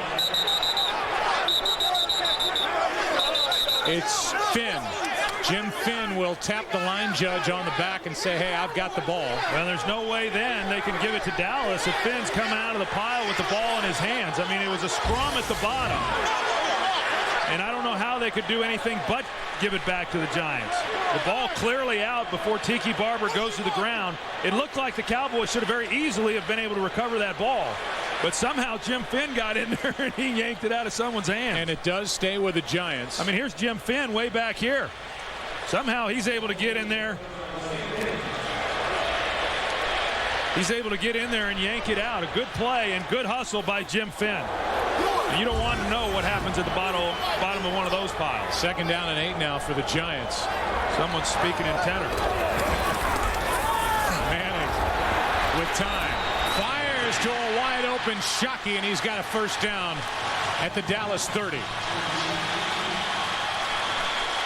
We heard about the broken thumb, and Barber, who fumbled it, trotted off the field holding that right thumb after putting it on the turf. And here's Jeremy Shockey, and we say it all the time. This team feeds off this guy's emotion, his energy. He's a tough guy. He rallies the team, and that's what he's doing tonight. So Eli Manning wanting to go to the guy who he trusts, and he's been able to do that. And Jeremy Shockey, other than the one drop that he had early in the game, is really playing well. That was good for 17 yards. Manning with more time hits Brandon Jacobs underneath. And the big running back is brought down about half a yard shy of a first down. So Eli Manning, he is really playing well tonight. Even on that play, just showing a lot of pocket presence. The guy wasn't open where he initially wanted to go with the ball. He comes back to his 3rd guy and makes a good play. He's made good decisions tonight, and for the most part, he's made good throws. This team obviously is capable of getting on a run. They did it earlier in the season with a 5-game winning streak, but it's going to take Eli Manning playing like he is right now to get back winning again. 2nd down and less than a yard, and an easy pickup for Brandon Jacobs. First down Giants as this drive continues. A gain of 5 for Brandon Jacobs. And now he gets up limping a bit and asks to come out of the lineup. Tiki Barber back in. This offensive line probably does not get as much recognition as what they deserve all season long. This offensive line has really done a good job. They've run the ball against virtually everybody that they've played. They're not an overly physical offensive line, but they do generally get a hat on a hat and provide some lanes for their runners. Manning out of the shotgun toward the sideline with Shockey. What a game Jeremy Shockey is putting together. And what I like, Joe, just the emotion that he shows. They say that Eli Manning doesn't show enough. Well, Jeremy Shockey certainly makes up for it. The Cowboys bring the blitz here, and the offensive line does a pretty good job there of picking it up. Off the edge, Al Singleton gets there late, but Eli Manning recognizes it, gets the ball out to Shockey in the flat, and there's no way Shockey's looking to run out of bounds after the catch. 1st and goal from the 4. clock at 4. Lofting up for Burris. A lot of contact, no flag. Aaron Glenn on the coverage for Dallas. Trying to take advantage of the size difference. 6'5" Burris, Aaron Glenn 5'9". Yeah, and that's a good call in trying to take advantage of that size advantage that you talk about. I think it was a good no call. There was contact made, but Burris wasn't able to get outside leverage on Aaron Glenn. Had he have been able to, then maybe where the ball was thrown, he might have been able to make a play on it. This is the longest drive of the season put together by this Giants offense. 16th play. How will it end? Barber is swallowed up by Aiken-Edel, and it's 3rd and goal. Yeah, and that's one of the problems in a game like this. When you get down there in the red zone, you want to be able to come away with touchdowns. And right now at 3rd and goal, it's going to be hard. It's just very difficult when you're not running the football effectively. Now they threw it on 1st down. They don't get anything out of their 2nd down play, but throwing the ball down here on the 5-yard line, 3rd and goal, the windows become smaller, and Eli needs to be careful. They want to come away with a touchdown, but they definitely want points. They can't have a Manning mistake, and that one is broken up by Henry. Jeremy Shockey, the intended receiver, and Anthony Henry came in, made the play. It's 4th down. Yeah, Anthony Henry made a good play, but watch when Jeremy Shockey comes off where the ball's thrown. If it's thrown on his right hip, on this side here, he's got a chance because then the ball's shading away from where Anthony Henry had leverage. But the ball got away from Eli Manning in a relatively easy knockdown ball for Anthony Henry. 23-yard try by Feely. Good snap, good hold, tie game. So the Giants put together their longest drive of the season play-wise, come up with 3 and tie the Cowboys 10-10.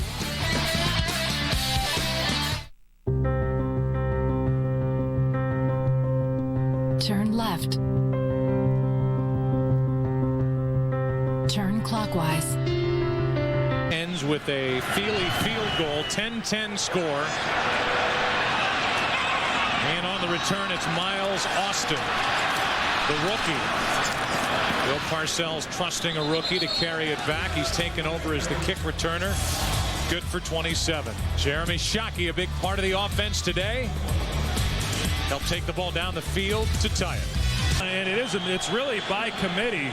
Tony Sperano right here, he is the offensive coordinator, and Chris Palmer in the left-hand corner, he's up in the booth, had been the offensive coordinator at some various stops, but collectively, those two guys and Bill Parcells make the calls. On 1st down, it's Julius Jones. Brought down by Will Demps, a gain of 3. Here's the day for Tony Romo. Started off slowly. 2 first-half interceptions, one by Kiwanuka, this one by Demps. Also lost the ball on a fumble and a hit by Kiwanuka. And Bill Parcells now trying to build him up. For the most part, we've seen Parcells trying to keep his head from inflating week after week as the legend of Romo grows exponentially. 2nd and 7.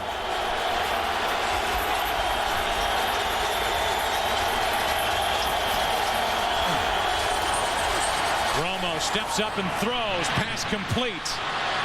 Terrell Owens is going to take a seat after a gain of 15 yards.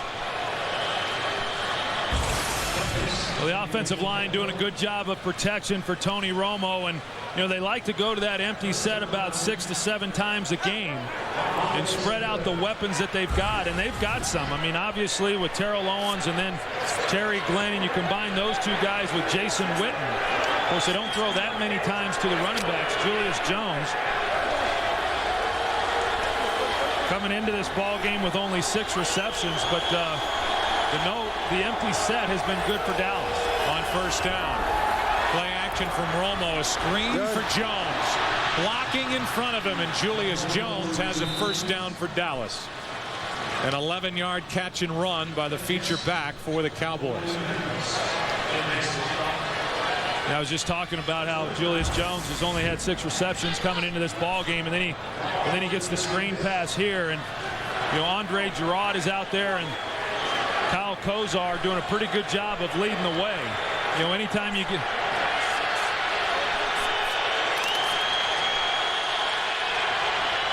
Anytime you start getting some pressure from the defense, you go to the screenplay to try to neutralize it. And now Jones gets it on the ground, and he is hit and dropped by Brandon Short after a gain of 4. Tomorrow night, live at 8 Eastern, 7 Central, get ready for the 2006 Billboard Music Awards with performances from some of the biggest music stars in the world. It's live from Las Vegas tomorrow night, 8 Eastern, 7 Central, only on Fox.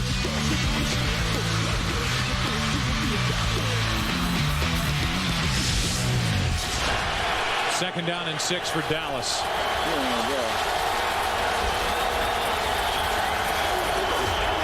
Romo rolls to his right, fires, completes to Creighton, who's down inside the 20. They'll mark him at the 19-yard line, and Romo has led the Cowboys right back down the field in a blink. Well, right now, when the Cowboys spread out this Giants defense, they're creating some real big holes in the secondary and some throwing lanes for Tony Romo. That time they go 3 wide set. Wasn't real complicated as far as what they did on the patterns, but Tony Romo getting some clean looks now. Both Barber and Jones in the backfield behind Romo. First down. And a handoff to Barber. Hit and dropped by Kiwanuka as we're under a minute to go in the third quarter. That one good for 3 yards. And we've talked a little bit about Marion Barber. I thought it was interesting when we visited with Antonio Pierce, the middle linebacker for the New York Giants, and asking him which running back concerns you the most, Marion Barber or Julius Jones, and he, along with everyone else that we talked to, said Marion Barber. Julius Jones obviously has the big play home run threat, but Marion Barber is the guy who shows up each and every week making big plays. Second and 7.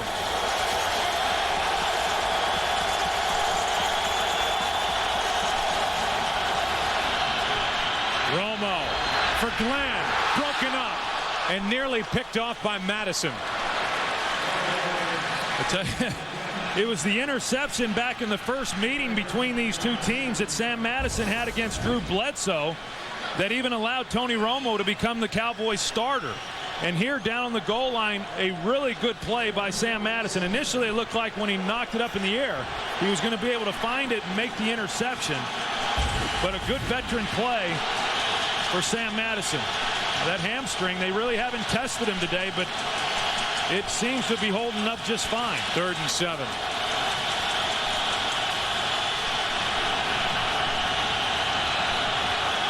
Romo almost looked like he wasn't ready for the snap, and Owens wasn't ready for the pass. Another drop by Terrell Owens. He came into this day with 10 drops on the year. That is the most in the NFL. Well, and Tony Romo, I mean, he puts it on him, and if Terrell Owens catches this ball, does R.W. McQuarters even make the tackle? But if he does, he still is able to pick up the first down. That's a difference between getting touchdowns and having to settle for field goal attempts. 35-yard try. Gramatica is good. Martin Gramatica on his first day as a Cowboy, 2 for 3. He missed from 44 and has rallied, hitting from 41 and now 35. And Dallas is back on top December and January. 49 of 59 and 11 for 12 in his career in the postseason. On a chilly, not cold day here at the Meadowlands, he's 2 for 3, and he's given Dallas a 13-10 lead. And we are at the end of the third quarter here at Giant Stadium. Cowboys back differential in the fourth quarter. First 8 games, the Giants the best in the NFL. The last 3 games, they have not scored a point in the fourth quarter. Manning over the middle. His receiver Barber fell down, and Brady James almost came away with an interception. I tell you, they were fortunate there, the New York Giants were, because, yeah, they give the ball right back to Dallas down here in this position. You know, he got some pressure in his face. Looked like Aiken Adele was the guy who was getting pressure on Eli Manning, but, boy, that's a tough one when you start throwing the ball over the middle of the field. Like that on checkdowns, you can't often see a lot of the coverage that's in front of him. On second and 10, a toss to Tiki Barber. Tiki Barber with a big run out across the 40. Knocked down at the 44, a 16-yard run. Yeah, one of the few times that Tiki Barber's been able to get loose. You know, he makes a nice cut right there, and then is just able to get to the outside with a quickness. Brady James unable to get there. Keith Davis with a chance to maybe make a play. And then Terrence Newman comes in and makes the tackle. I'll tell you, Terrence Newman, for a cover corner, does a good job in the open field tackling. Barber knocking on the door of 10,000 rushing yards for his career. He came in needing 133. Penalty flag comes in from the secondary. Barber has 77 before that carry of 4 yards. We'll see if the play stands.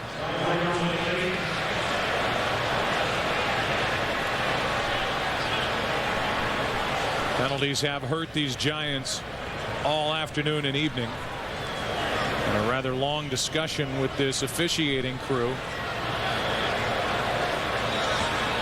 Flag came into the very end of the play out of the secondary.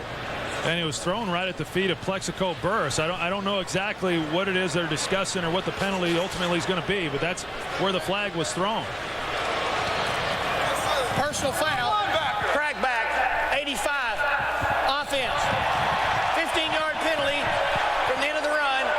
Still first down. That's David Tyree and another personal foul against the Giants.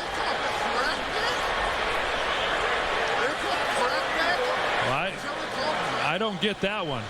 I mean, that is not a crackback.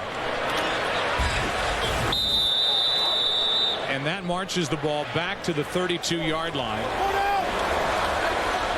Brandon Jacobs is the tailback, and that puts the Giants in a hole. I don't understand that call. I don't either, and somebody's going to have to explain that one to Tom Coughlin at the end of this game. 1st and 22 now for Eli Manning. Over the middle, it's Shockey. Aiken Adell brings him down. Shockey is good for 6. That is another big call against the Giants, and there have been a few that have been warranted. That one makes you scratch your head. Yeah, that's the shame of it too, because it wasn't something that should have been called, and the Giants were then on a roll. Here he is right down here. He just comes in. You see that on virtually every play. He got his head in front. He was not engaged with another offensive player, which you then cannot go low on a player, but everything there seemed to be above board. 2nd down and 16. A screen for Jacobs, trying to keep his feet. Now gets ahead of steam. Brandon Jacobs down inside the 20.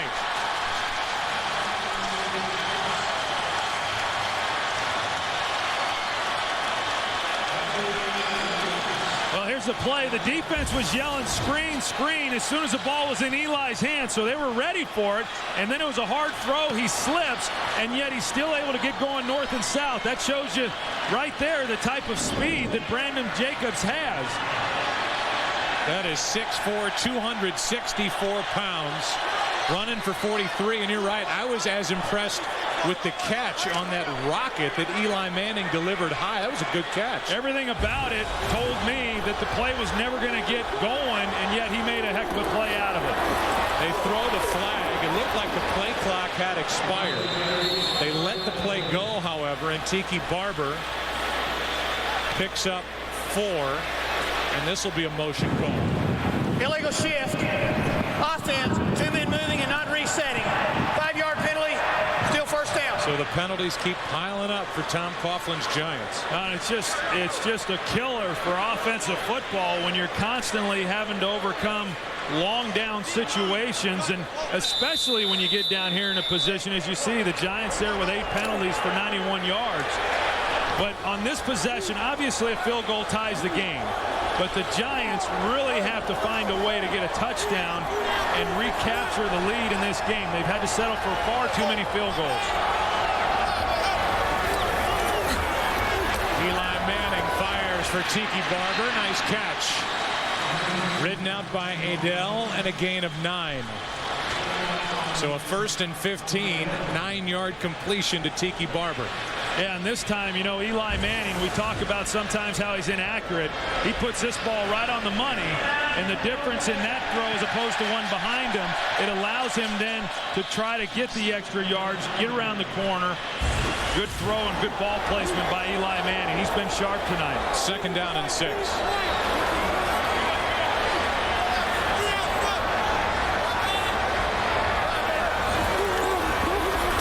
Tiki Barber. Good blocking in front of him. He is down inside the 10. It depends on the spot. And Barber a little slow getting up. And you talk about this offensive line. Dave Dill, who's played right tackle in this league, right guard, and now this year and last year left guard. Watch how he blocks first level, gets up to the second level there at the linebacker spot, and is able to allow Tiki Barber some running lane. And they gave Barber, Troy, enough for a 1st down. It's 1st and goal. I talked before how this isn't an overpowering offensive line, but they do have some athleticism, especially David Dill, in being able to get up and make some of those blocks at the linebacker level. Jacobs tries the right side. Boy, he just doesn't go down. To the 4-yard line at 2nd and goal. I tell you, when you count where contact was made, and then when he finally goes to the ground, I really like this guy. Last year he was just a short yardage goal line back. They didn't play him in many other situations because everybody knew when he got in the game they were never going to throw the ball, because he will admit he did not understand protections, didn't really understand a lot about the game last year. But this year, after working hard all offseason, he has really contributed positively and probably should get more carries than what he currently gets. He's out. Tiki Barber is in. 2nd and goal. Manning keeps it, in trouble, and throws it away. Down toward the feet of Tiki Barber. There was nothing there, and Eli Manning was in a ton of trouble. It's always easy to second guess and question, why teams do things, but they've struggled when they've gotten down here on a previous possession. They threw it on 1st down, ran it on 2nd, didn't get anything out of it. Incompletion on 3rd, settled for the field goal. Here, they hand the ball to Brandon Jacobs. He gets good positive yardage, and then they take him out of the game, and then they throw the ball. And now you're looking again at 3rd and goal from about the 4-yard line, and it's just tough having to throw the ball from this down and distance. Manning had his hand on the back of Shockey in the huddle. Will he look his direction? Instead, he nearly throws an interception to Glenn. Aaron Glenn stepped in front, and he had the shot at it. Plexico Burris, the intended receiver, and Manning is lucky that wasn't picked off. Yeah, that's a hard throw to make down here because you got to turn it loose so quick. But Aaron Glenn jumps inside immediately. He anticipated. My guess is that there's something that he saw from Plexico Burris on film that he knew by the way he came off the ball that he was going to run the slant, because Aaron Glenn got a great jump on that ball. 22-yarder from Feely. Drills it, and it's 13-13. So the Giants have tied it. Eli Manning's frustrated as they had a chance to take the lead. Begins with K. By Nissan, who invites you to shift the way you move through the world. And by Microsoft, software for the people-ready business.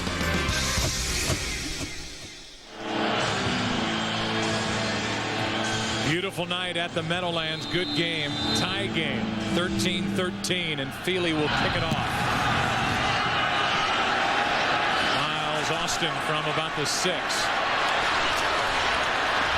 Gets to the edge. Is forced out of bounds by Walker. 28-yard return by Austin. Now the Cowboys and Romo have it. Tie game. The All-State BCS selection show, as you'll find out, all of the bowl matchups, and obviously the big one, who will play Ohio State. Romo fires. Good catch by Terrell Owens. A first down at the 45-yard line. Pressure by Umanura. Didn't get there in time, and Romo gets up a little banged up. Yeah, Romo saying speak for yourself on whether he got there in time, and you're going to see him as he turns around. Umanura maintaining his outside leverage, and then Kiwanuka is the guy who just laid Romo out. Wow. Good job by Romo getting the completion. 11 yards to Terrell Owens. Giants bring a blitz. Julius Jones Jones gets swallowed up. Antonio Pierce, the first one there, a loss of 3 on the play.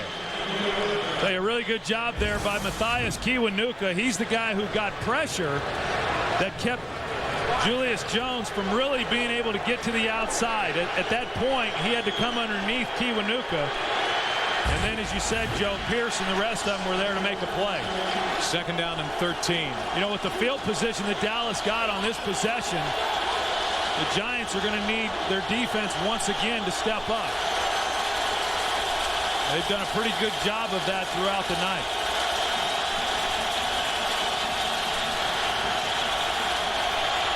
On 2nd down, play action. Romo forced to run, and he goes head first, about 3 yards shy of a 1st down. A gain of 10.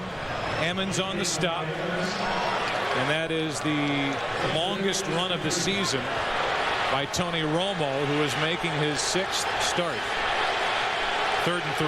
Well, it's been a little more challenging tonight for Tony Romo than what it has been in previous games, but he's continuing to battle, and he's still making the plays that he needs to make in order to give his team an opportunity. Barber is lined up wide to the left, the top of your screen. On 3rd down, over the middle, Terrell Owens. Will Demps can't bring him down. Gets a block. Owens forced out. And a big conversion on 3rd down. Well, this is just too easy for the Dallas Cowboys. You're going to see Terrell Owens in the slot position, and where the defender is, Will Demps. I mean, he's not even anywhere close to him. All Terrell Owens has to do is run past where the markers are, turn around, and catch the ball, and that's exactly what he did. And then in addition to that, Will Demps, which has been his problem really all season long, he's not able to make the tackle. Good block by Marion Barber to get a few extra yards. An 11-yard completion on 3rd and 3. 1st down, Dallas. Another blitz from the Giants. Another throw to Terrell Owens, and this time Madison goes low. Takes the legs out from under Terrell Owens, a gain of 6. You know, and the problem for a defense with that play, when they throw the quick ball out to Terrell Owens, is if you start then crowding him so that they can't make that throw, well, then they want to take the deep shot long over the top of him, because Terrell Owens, even though he has great size, he also has great speed. And so there's always that balance of not wanting him to run by you, but then also not giving up the quick pass and trying to then bring down a big wide receiver.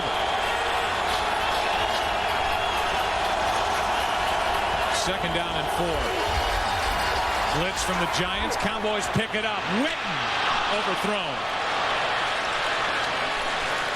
I would say that the Cowboys right now are on the very outer edge of field goal range for Martin Gramatica. But again, who knows what the range is for a guy who hasn't kicked much in the last 2 years. Well, you're right, and I don't know exactly what the wind's like down there now. It was blowing earlier in the game. But the wind going in that direction is always in your face. Even though the flags don't show it, it's a swirling wind. And typically the wind would be in the direction that the offense is now going. It would be a 49-yard try from here. It's 3rd and 4. Romo throws, and it's caught by Creighton. Jabril Wilson flashed in front, had visions of an interception and a touchdown, and instead it's Creighton behind him making the catch for the 1st down. Every game there's a few plays that make the difference in whether or not you win or you lose. R.W. McCorder stops for some reason. If he keeps running, he's probably able to make a play on Romo, and then Jabril Wilson has a chance here for the interception, and it goes right through his hands. So what should have been at least a 4th down, maybe interception for a touchdown, is neither. Now it's Julius Jones straight ahead for 3. Kiwanuka on the stop. 5.5 to play in this game. And you wonder why Tom Coughlin gets as animated as what he does sometimes over there on the sidelines. Why anybody would go into the coaching profession is beyond me. And then once you're in, as long as what he's been in, why you wouldn't get out, he's even more of a mystery. Well, it pays pretty well. He's in the 3rd year of a 4-year, $12 million deal. Well, I don't know if it pays that well. 2nd and 7. Speak for yourself. Julius Jones Brought down by Pierce, a gain of 2. And now it's 3rd down again for the Cowboys. Martin Gramatica missed early, a 44-yard try at the end of the first possession of the game. Eli Manning hit Jeremy Shockey for a 17-yard touchdown. Kiwanuka with an interception, but then he put it on the ground. And the Dallas Cowboys recovered and then got their first touchdown. And there have been 3 personal fouls called against the New York Giants. We saw that one on Plexico Burress. Timeout Dallas, 3rd down for the Cowboys when we come back with 4.5. Mutual funds, IRAs, college savings. Invest with confidence. The major players in this one, Coughlin, Parcells, Romo, and then Gramatica if the Cowboys do not convert on this 3rd and 5. And they're going with the empty set again.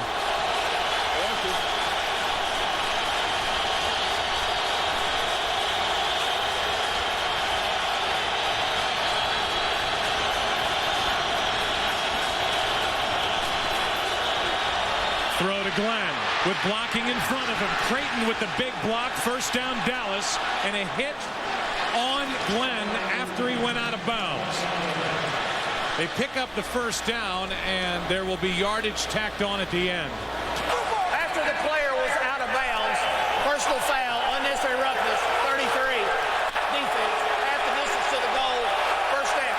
That's Jason Bell, who's playing with a break in his arm, and that is the 4th personal foul against the Giants in this game. Yeah, and that's just this game. They had him last week as well.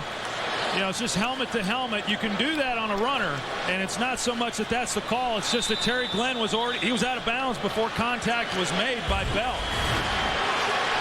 You know, just not smart playing. Now, he had already picked up the 1st down, but then you get half the distance to the goal line. 1st and goal.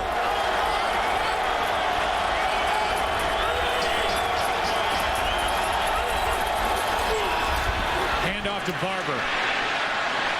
Barber has a touchdown in this game, 10 on the season rushing.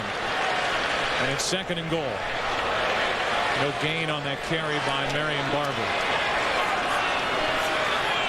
Well, the Giants had the Cowboys there on 3rd down with an opportunity to possibly hold them. They go empty set. They run the quick wide receiver flare pass to Glenn and pick up the 1st down. Now here, I mean, obviously the Giants are hoping that they can find a way to make a stop and hold Dallas to only 3 points. 2nd down and goal. Empty set here again. I'd look for the quarterback draw with Romo. And he pulls up. It's going to be a false start. He was going to fake the draw, pull up, and make a throw, but a false start. False start, 81. Offense, 5-yard penalty. 2nd down. Terrell Owens guilty. Well, I know we've kind of focused on some of the things that the Giants have done that have hurt the team, but the Cowboys, they've had their share of penalties that have set them back as well.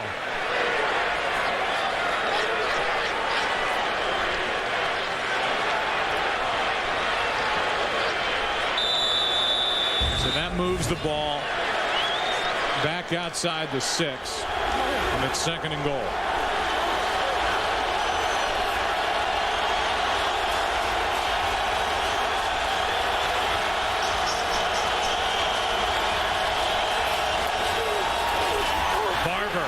Cuts it into the end zone. Touchdown.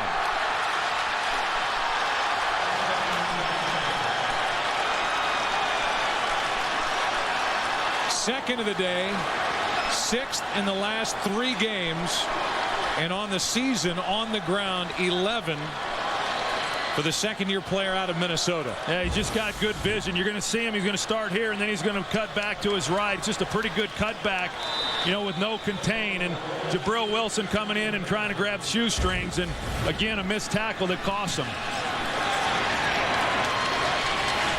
The extra point makes it 20-13 as Marion Barber pounds it into the end zone. The Cowboys on top in the NFC East, trying to stay there. Lead by 7.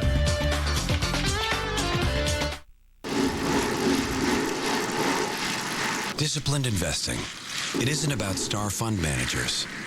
At T. Rowe Price, it's about experienced investment teams that stay the course. For each 1, 5, and 10-year period, over 70% of our mutual funds beat their Lipper average. Low-cost mutual funds from T. Rowe Price. Invest with confidence. Request a complete prospectus or profile with investment objectives, risks, fees, expenses, and other information to read and consider carefully before investing. How long is this thing? I don't know. Now, come on, get to the good stuff. Oh, stop. There it is. Oh, that's it. Wait, here it comes. Nice. Look at that. I could watch that all day. One more time? Sure.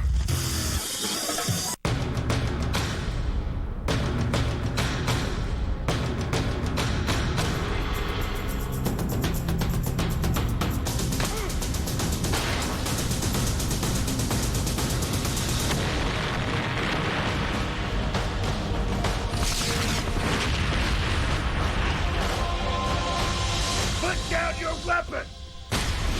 24, the two-night premiere event begins this January on Fox. What if you had to negotiate a deadly hostage crisis? We want 300,000. Okay.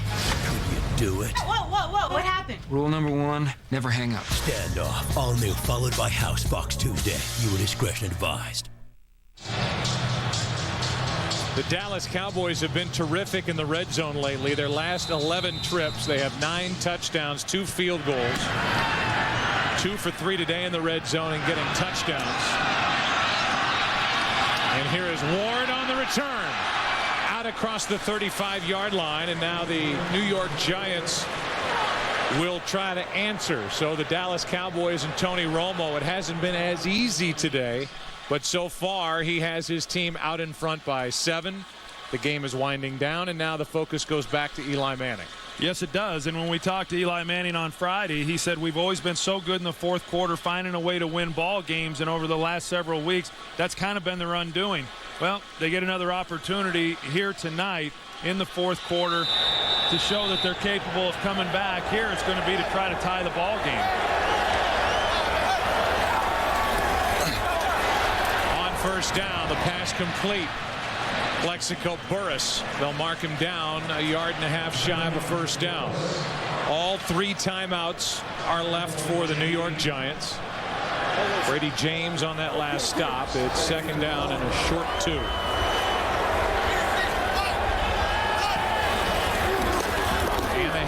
Trying to get the first down, and they do. Tiki Barber brought down by Roy Williams. We haven't said the name Roy Williams much today. Plexico Burris calling him a 250-pound ankle tackler. Yeah, I would not agree with that. I think I've not seen Roy Williams as an ankle tackler, that's for sure. Manning underneath. Tiki Barber into Dallas territory to the 49-yard line, a gain of only 2. Kevin Burnett on the tackle for Dallas. And because the Giants do have the 3 timeouts and obviously the 2-minute warning, they really don't have to get in any kind of hurry right now. They're being very methodical in the way they're running this. Second and 8. Eli Manning throws on the run and completes it to Burris. And Plexico has enough for a first down. I'll say this, Eli Manning in this Giants offense at times this season has been better in the no-huddle approach. I think so, yeah, because you just get out and play. It doesn't look like now they're going to get a snap off before the 2-minute warning. But I do think that that's why Eli Manning is very effective in the 2-minute drill, is because he's just able to just throw the ball and play, which is what he likes. 2-minute warning at Giant Stadium. First down Giants day across the NFL. Give you scores and highlights. And then we're going to start at 10 minutes early at 7:50 Eastern, the All-State BCS selection show. Who will play Ohio State and on down the line in the upcoming bowl series. Here we go on first down. For the Giants, down by 7. Tiki Barber out of the backfield makes a move. Still on his feet. Down inside the 15-yard line. They'll mark him at the 13.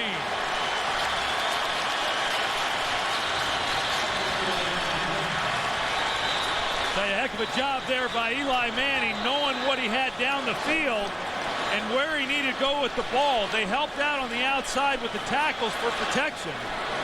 They got Tiki Barber then, the ball in his hands, and then just a great individual effort by Tiki Barber. When he makes Brady James miss there, and then he's able to get just enough in order to pick up a lot of yards. 28 to be exact. And the Giants take a timeout. Tiki Barber helps out there with Kareem McKenzie and then is able to leak out. Because they have so much time on the clock and with their timeouts, they weren't in a position to where they had to force the ball down the field. And so Eli Manning has been able to be very patient on this possession. And anytime you can get the ball into the hands of Tiki Barber with his running skills, it's a good thing. And on that play, he showed why. So they take a timeout, let Tiki Barber catch his breath. On the other side, 1:42 remaining. Plenty of time with 2 timeouts on the clock. And they may be splitting hairs, but if you're the Giants, they elected to take the timeout, stop the clock. And if you go in and score here, you've left the Dallas Cowboys a lot of time to try to have a chance and win it. 1:42 left from the 13. First down. Manning. Again out of the backfield down to the 5. A really headsy play there. Now they don't use the timeout, but with 1.5 minutes to go, you've got your full arsenal. They can run the ball here with still 2 timeouts left. They don't necessarily have to throw it.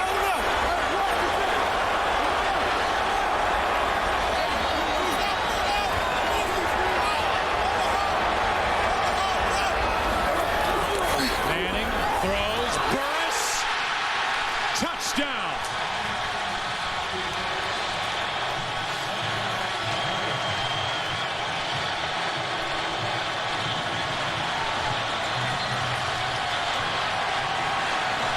Great confidence shown by Eli Manning a week ago with the play that Plexico Burress failed to make. Now with the game on the line, Eli Manning still showing confidence in Plexico Burress, trusted him to throw the ball into coverage, good coverage by Anthony Henry, trusting that Plexico Burress would make the play, and he did. This is to tie it. It's 2020. And with 1:06 remaining, Eli Manning under fire the last 3 weeks responds. Takes his team down the field into the end zone with Burress. He's got his head coach applauding. Fox Thursday starts at 8 with a full hour of Till Death. Fantastic. And the wedding anniversary you'll never forget. Yep, we missed her. Till Death, a full hour. Then at 9, the OC is all new. One kiss. And smoking hot. Ryan, I schmeared it for you. With 5 kegs, a hot tub. And absolutely no parents. Call me. The OC's all new. It all starts at 8/7 Central, Fox Thursday. It took only 2 minutes, 21 seconds, and Eli Manning takes his team down the field and into the end zone to tie it at 20. Well, Plexico Burress, again, his size, but Anthony Henry has good size as well. A good throw there by Eli Manning, but that was Plexico Burress just coming back and making a play. I tell you, I just think it shows a lot that Eli Manning trusts Plexico Burress, and then for Plexico to come up and make a play for his quarterback. Feely kicks it away. Miles Austin on the return from outside the 10. Gets away from Ward and crosses the 30. Good field position for the Cowboys with 1 minute left and 2 timeouts. Tuesday at 8 Eastern, 7 Central. Watch the FBI's top negotiators work it on and off the streets. Standoff is all new this Tuesday, 8 Eastern, 7 Central, right here on Fox. Viewer discretion is advised. And I'll tell you, Joe, I mean, the kickoff coverage team for the New York Giants has been poor virtually the entire game. I mean, over and over and over, we see after these kickoffs, the Cowboys starting with the ball on the 30-yard line or better. I mean, with 1 minute to go, the Cowboys still have 2 timeouts themselves. And with good field position, they don't have to go too far in order to get themselves in a position to try to come away with a field goal and win this game. That's why I really didn't understand that first timeout that the Giants took to stop the clock. They've given Dallas plenty of time to do something about this tie game. Romo buys time. Down the middle. Witten with a catch inside the 30. And on one play, Tony Romo puts the Cowboys into field goal position. 44-yard completion to Jason Witten, his tight end. You know, O.C. Umenyiora, he came underneath, and that's why Romo was able to get the edge. But a perfect throw. I mean, you got Antonio Pierce and Will Demps in coverage. And Tony Romo just lays it perfectly into the hands of Jason Witten. With 20 seconds to go, it's Barber. Demps with the tackle. And now a timeout is taken by Dallas.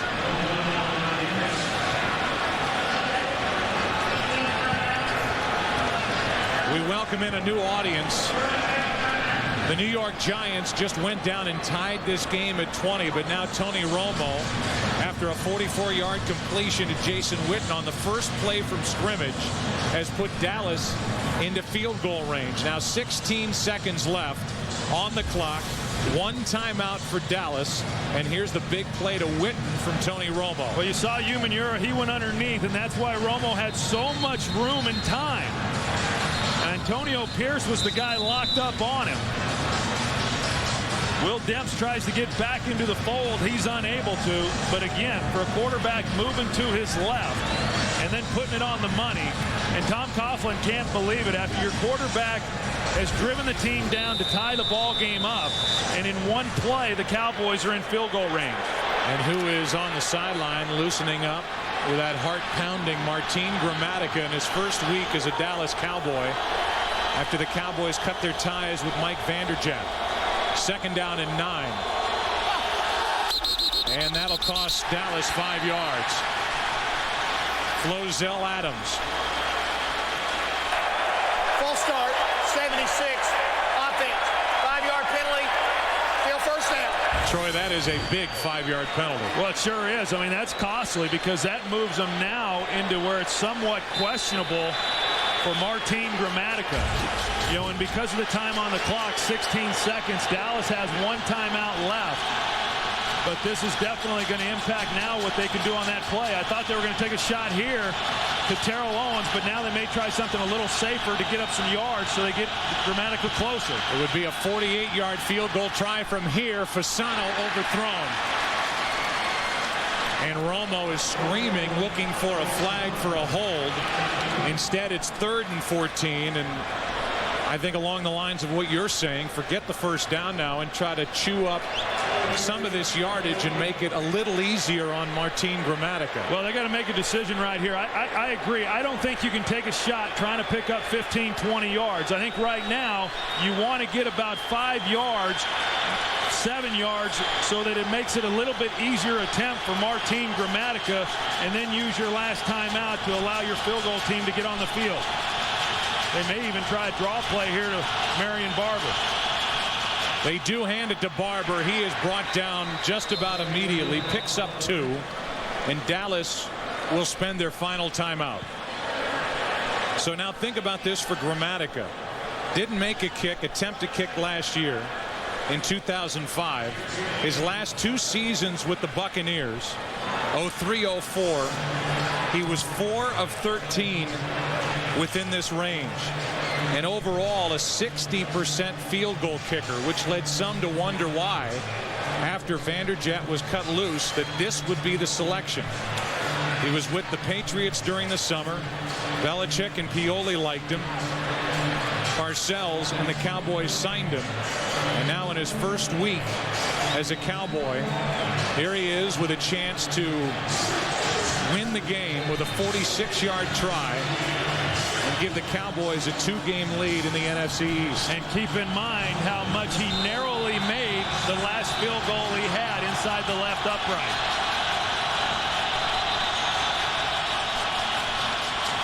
And trying to ice Gramatica, the Giants take their second timeout.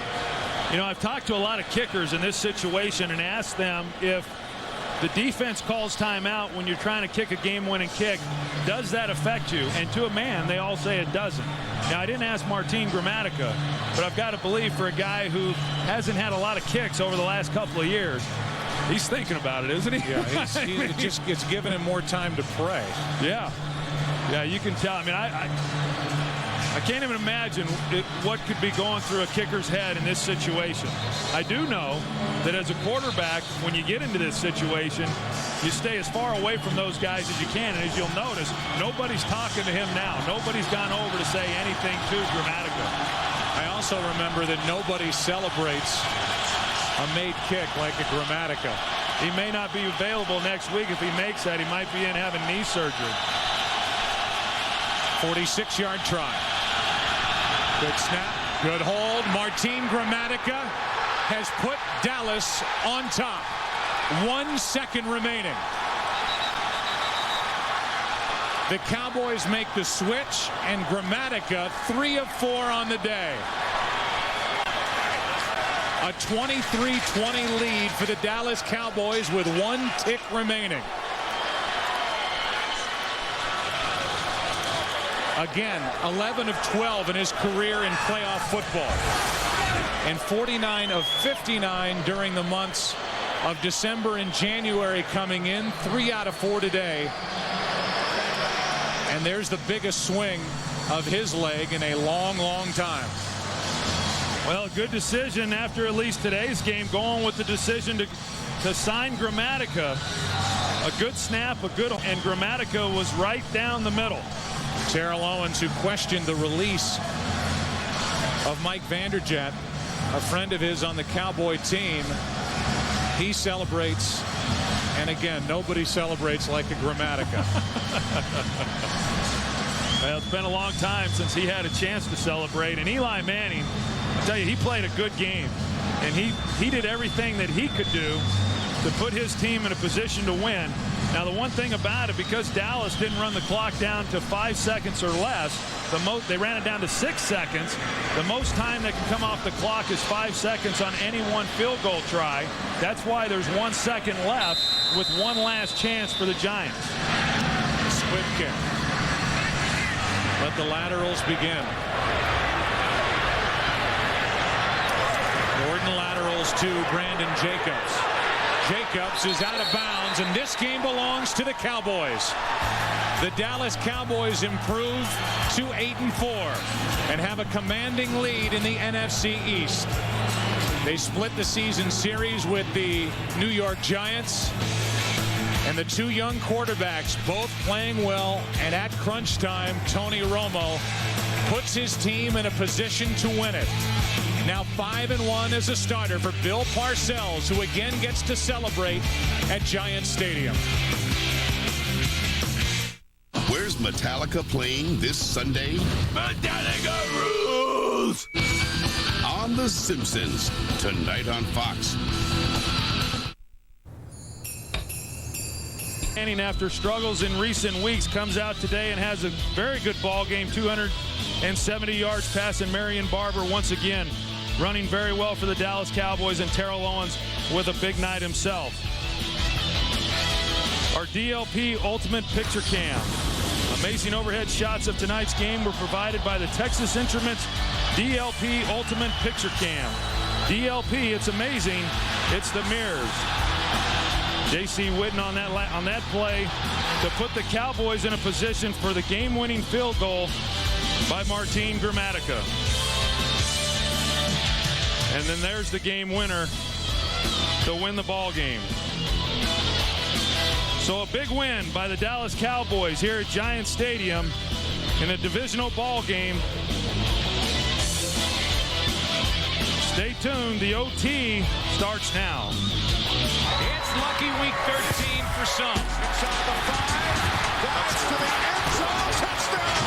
Reggie Bush. It's unlucky week 13 for others. A rough day for Brad Johnson. 4 interceptions. Tonight on the OT is Chicago playoff bound. Devin Hester, only the kicker to beat. In for the touchdown. Did Michael Vick save the Falcons season? Vick throws to the end zone. Brooklyn touchdown. Did Eli Manning keep hope alive in New York? or did the Romo bandwagon pick up more passengers? We're heading to see who's number 1 and number 2 in our BCS selection show. But before that, you get the OT, which begins right now. It's the OT. Presented by Lowe's. Let's build something together. We welcome you back to Giant Stadium at the Meadowlands, and we're wrapping up a huge day in the NFL. Coming up, who will play Ohio State for the national championship? Will it be Florida? Will it be Michigan? That controversial answer is just minutes away at 7:50 Eastern, 4:50 Pacific on the All-State BCS Selection Show. But first, it's the OT. Off we go. Highlights, Minnesota, Chicago. All right, Vikings at Chicago. Secured. Touchdown, you got it. Devin Hester takes this punt down the inside, bounces to the outside. Take it all away, young man. He does 45-yard for the touchdown. Chicago clinches NFC North 23-13 over the Minnesota Vikings. San Francisco at New Orleans, Reggie Bush Day. Drew Brees shovel pass Reggie Bush, takes it in from 5 yards out, 24-10, Saints over the 49ers. And then Reggie Bush, little reverse, takes it, avoids 1 sack, takes it in 10 yards out, 4 touchdowns on this day. Saints win this football game 34-10 over the 49ers. Atlanta at Washington, Jim Mora and his quarterback Mike Vick on the sideline. Watch. Jarius Norwood takes it, gets loose, inside, bounces outside. 69 yards later, we got ourselves a touchdown vote. Atlanta on the road takes care of Washington 24-14. Congratulations, Falcons. Detroit Lions host the New England Patriots. Tom Brady warming up, getting ready, had a big day. Corey Dillon, well, he had a big day too. Off left tackle, cuts back inside, 4-yard touchdown run. 3 touchdowns on the day, 28-21, New England over Detroit. Matt Leinart looking ahead, get the Cardinals into winner's column. Well, let's see. Hand it off to Marcel Schiff in from 9 yards out. 31-13, surprise. 3 touchdowns on the day for Schiff. 34-20, Arizona takes care of St. Louis. Kansas City at Cleveland. Charlie Fly leaves this game with a wrist injury. Young quarterback for the Browns. Trent Green, Kansas City. Tony Gonzalez, he runs it in from 23 yards out. 28-14, it's Chiefs over the Browns, but Phil Dawson then boots through a 33-yard field goal to win it for the Browns in overtime. 31-28, Browns over the Kansas City Chiefs. Jets at Lambeau Field. The Green Bay Packers, Chad Pennington, barking signals, getting ready. Chad Pennington under center, looks back, steps up, look, fired. Nice, well, he actually doesn't fire. Nice little pass in there. 12-yard touchdown to Jericho Cotchery. 38-10, Jets over the Green Bay Packers. And how about the game we just witnessed? Strahan tried but could not go before the start of this game. Good game, Terry. Oh, great game. Eli Manning, 5-yard shot to Plaxico Burress. We're tied up at 20-20. Then Martin Gramatica missed his first field goal attempt, but then nails his 46-yarder, his 3rd field goal on the day. Dallas on the road takes this game 23-20 and then takes their record. We continue with our FedEx Ground and Air on the ground. How we talked about him during our pregame. LaDainian Tomlinson, a 51-yard touchdown run, 178 yards on the day. And how about through the air? Trent Green is back. A big day against Cleveland. Calls of the day coming your way right now on the OT. Replay RBK, sponsored by Reebok. The razzle-dazzle continues. The 49ers cannot bring him down. Out there is Santana Moss. He's got it. Santana Moss